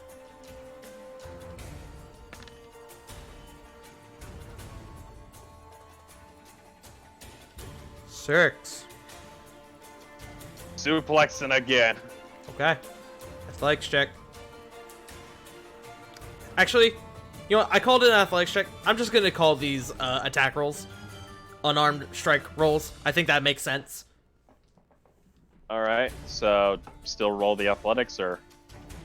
You know what? Yeah, fuck it. Just make it an athletics check. Fuck it. Who cares? Fuck it, we'll do it live. We'll do it live. 26. Ooh, let's see if we can beat that. That's a 3 on the die. He does not. Oh, poor guy. Roll your Alright. damage. Get wrecked, hoser. The fucking hoser. 10.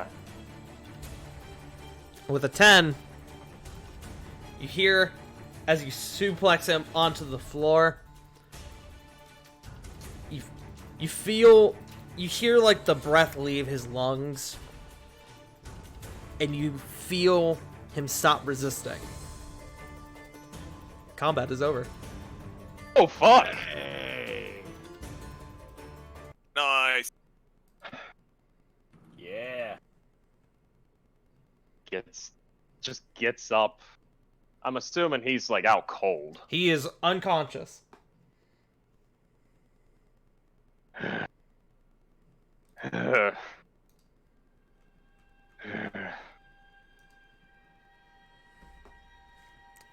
As the crowd begins to sort of realize what has happened, they all begin to like cheer. Can I teleport down and just like raise Ravon's arm up in the air? Sure, all out. Your new champion. No. As you do that, the people begin cheering on, and you just see Ravon. You see Aegis's father just slowly coming over, and he wakes up Aegis. I was actually wanting to do something. Okay, what were you doing? After Corvin put my arm up, I actually would like to have it put down, put the unconscious Aegis on the shield, and lift him on the shield. What do you mean by lift him? Like, just kind of like, are you picking him up, or are you just kind of like putting him on the shield and carrying him on the shield? There's a reason for this. Okay. And it's because of honor.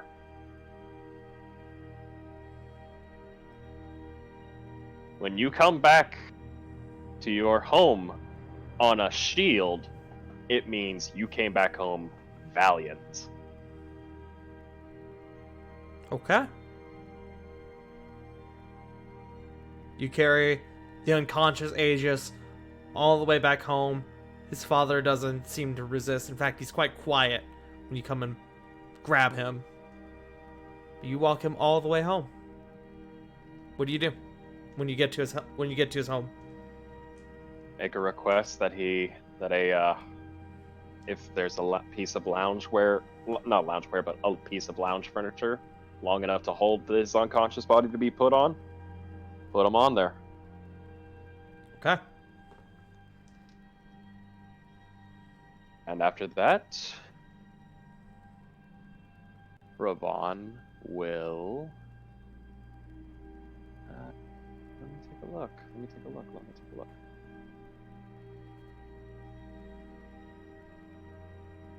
Ravon will basically take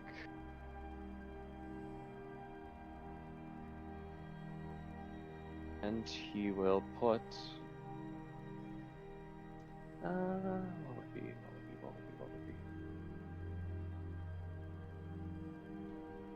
You know what?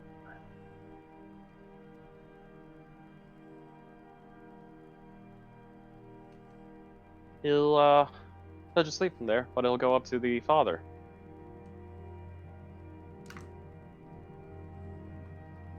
He's Yeah. sort of quiet as you approach.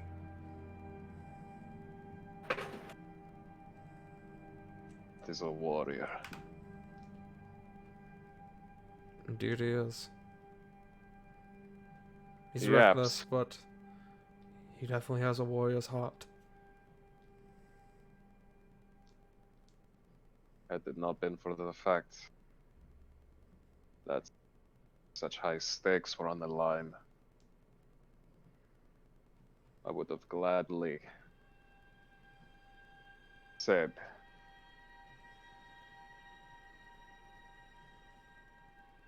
many things. He brought honor to your house.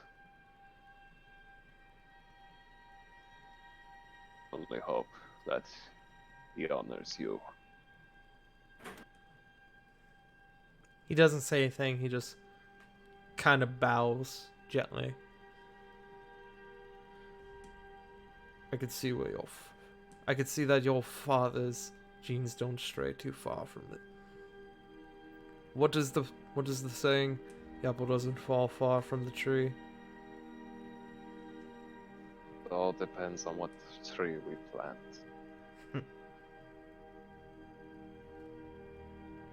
But in any event, House Chronica be forever looked upon by House Sionis with favor.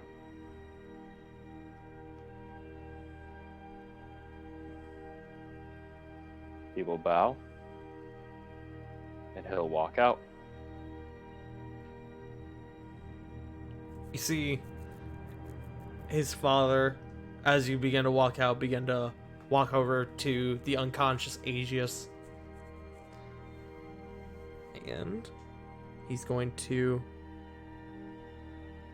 lay on hands on Aegis to wake him up. I need to make a roll now.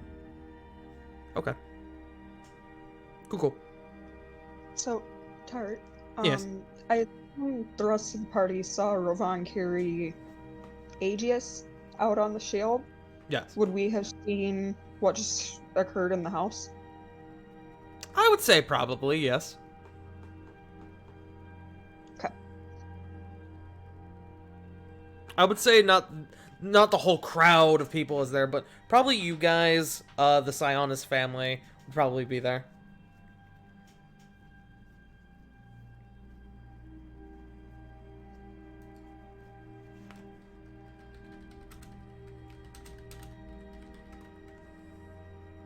Did you want to do something, or were you just asking? I have something I want to do once we get back to the house, but Okay. the Sionis house, that is. If nobody has anything they want to do here, speak now or forever hold your peace.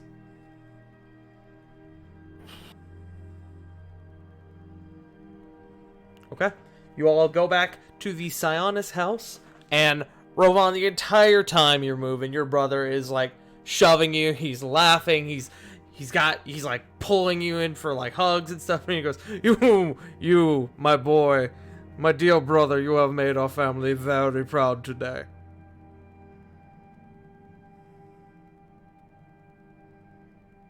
Clean. Sarah will put her hand on Rovan's shoulder. That was very noble of you to do, Rovan. And it's actions like that that make me proud to call you my adopted brother.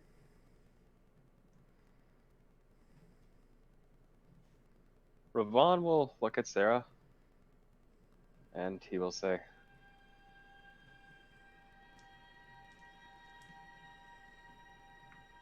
I thank you for those words of kindness. But this is not the end. You will return again, but for at least a long while, we need not worry about it. However, and he looks to Typhus. Now that that is out of the way, it is best that our family, that our houses, at least, break bread. So that way, there is no ill blood.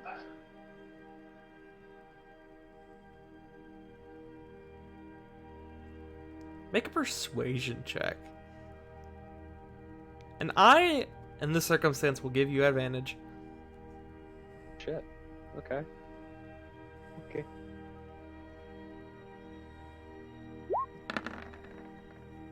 Oh, I just realized I saw 17. the music up. Whoops. 17. Yeah. Your brother sort of looks at you, kind of crosses his arms. He's got kind of a disapproving look, kind of sighs. But then your sister kind of comes up,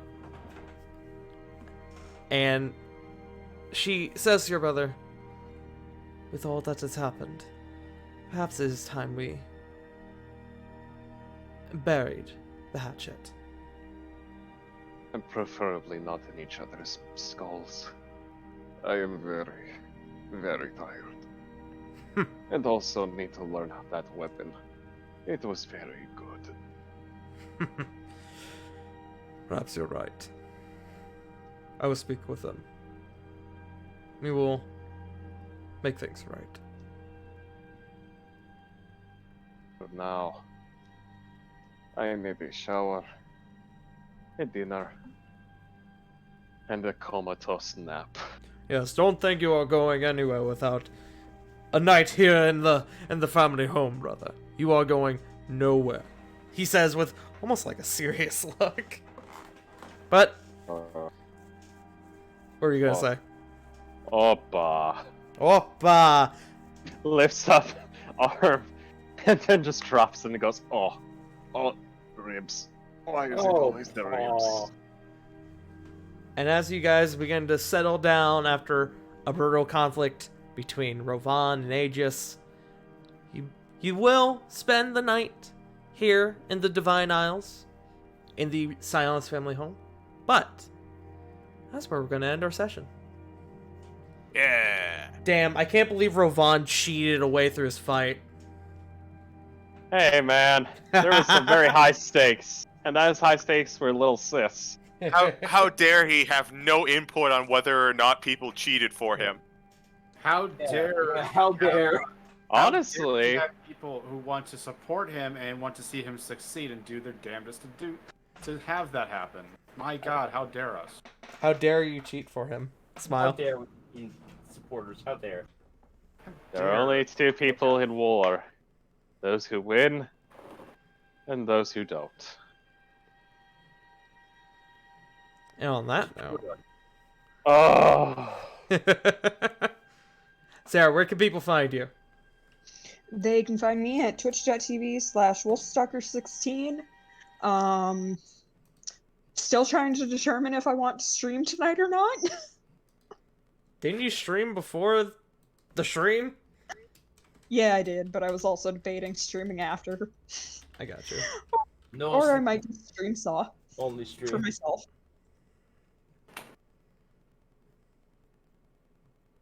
Alright. J Frost, our very own Rovan, where can people find you?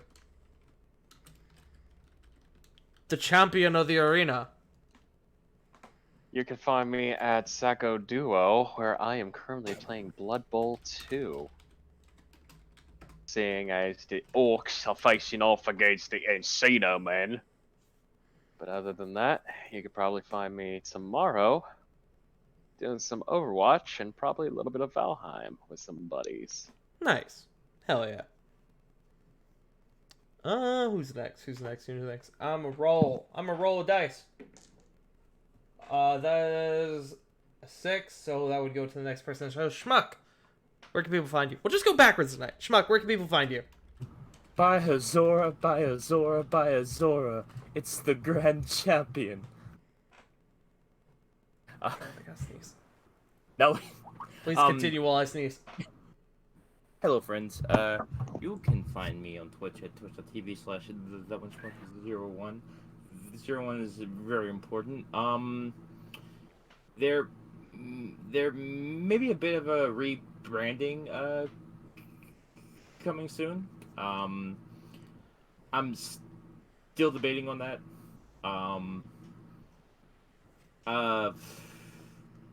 I will probably stream tomorrow. Some Yakuza 6. I started on Friday. So we will most likely be continuing it tomorrow.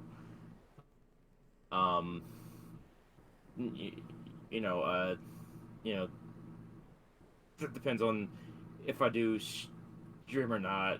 I've been going through a lot of shit lately, and like, I just haven't really had the the energy to really stream lately. But I'm trying to get back to it. But yeah, that's about it. Joe, where can people find you? Behold Gladiator, King of the Burning Sands. You can go ahead and find me at Twitter at Gumsy Kind of Guy and twitch.tv/Gumsy Kind of Guy, where I'm currently going through Mega Man Battle Network 2 as we speak. I didn't spell it right, so we're just gonna have to deal. Oh, Joe, you're such a multitasker. I know. Yeah. Oh, it's kinda, not kind of. Ah, I see. Oh well. Gumpsy kinda guy. Yeah, kinda. He's Kinda. I shall kind fix. of Gumpsy. No, you're fine. There it goes. Yeah, such a multitasker. I'm in 3 places at once. God, I hope. I wish I could make my real life job a lot easier. Right? Right. But yeah, that's all I got. CG. Where can people find you? You can find me nowhere because I'm not one for social medias, but you can find me here tomorrow for the Curse of Strahd, where our party has finally made its way into Barovia proper, the titular town. And no spoilers, but it's kind of a crap hole. Oh no, we're in D&D Detroit. A little bit, yeah. You know, Better than Not too far off. D&D Cleveland. It's D&D. Oh, Oh wait, no, Detroit's worse than Cleveland. Shit. Detroit is much worse than Cleveland. Shit. Okay. Look, listen, listen. I mean, Sorry. at least it's not D&D Chicago. No, I will one up that one, schmuck. At least it isn't D&D Gary, Indiana. That's right outside of Chicago. That is a depressing place to live. I'll take your word for it. But is it as depressing as Barovia? Yes, Never. actually. Never. Except I Doesn't could go. Is this I could go on a depressing rant. as the South, where I currently live? Is it depressing as Bitcoin stocks? Ouch. Yikes. To the moon, y'all. Is that all you got, CG? Yep, just plug for tomorrow. Hope you all can turn in. Hell yeah. And then, of course, we have our dear friend, Punk, who was not able to join us tonight. I did get some information as to why that was. Just some stuff came up, and they ended up waking up extremely late, about an hour before the stream, actually. And so, about an hour into the stream, actually. And so things were just kind of weird, and so she decided just to opt out for tonight. But she will be back next week, and you can find her at twitch.tv/punkyarddog, where on Saturdays we do Shokyu Saturdays, which I am a part of, where Punk plays through Yakuza 0, piloting or driving a very angry Kiryu. Yeah. And I saw there was art for it. There is art for it. I don't have that on hand. Well, I do. Darn. I do, but I don't have it in Roll20, so it would be kind of weird to try and make that work. But, yes. And then, of course, you can find me here at twitch.tv/fartingtart, where tomorrow we have the Curse of Strahd, and we have, for the rest of this week, we're going to be starting next Shantae game. Shantae, Half Genie Hero. I love Shantae. I do too. I have a couple Best people to thank waifu. before we go. I have to thank the Sandman for the 100 Corgi bits, and I need to thank LeJake for the Trials of Eidos raid, which They means, raided it. fuck, I had to find someone else to raid. Damn it. They rated us for a change. That's gone. He did raid us for a change. Can't believe we got raided by the man with the best jawline. They call him Jawmite. Oh, You can cut diamonds with that thing. J Frost, have you never heard that before? Jesus. It's wait, no, his name in the other server is the Crimson Chin. Never mind. Crimson Chin. Alright, we have a few people we can raid. We got Scotty. I think Scotty was who we raided last week. We got Stu. We got Caliban. We got Zacho. Brawlkaiser. Oh, I did miss Brawlkaiser. We got Bev. We got Darko Draco. We got my buddy Sega. Sega. I kind of want to raid Bev. I'm not gonna lie. Yeah, It's your stream. Bev's good bean. We're gonna raid Yeah, Bev. that is good, Dean. Hey, that's right, Beth. We're gonna raid Bev, who is currently doing Horizon Zero Dawn, fighting the Robo Animals, Robo Dinos. Go show them some love. Let them know who sent you. We will be back next week with episode 42 of War of the Shattered Sun, where there will be only 3 days left until the Asterios Winter Gala. Thank you all so much for joining us. We will One see might you. say that it'll be the dawn of the third day. And on that note,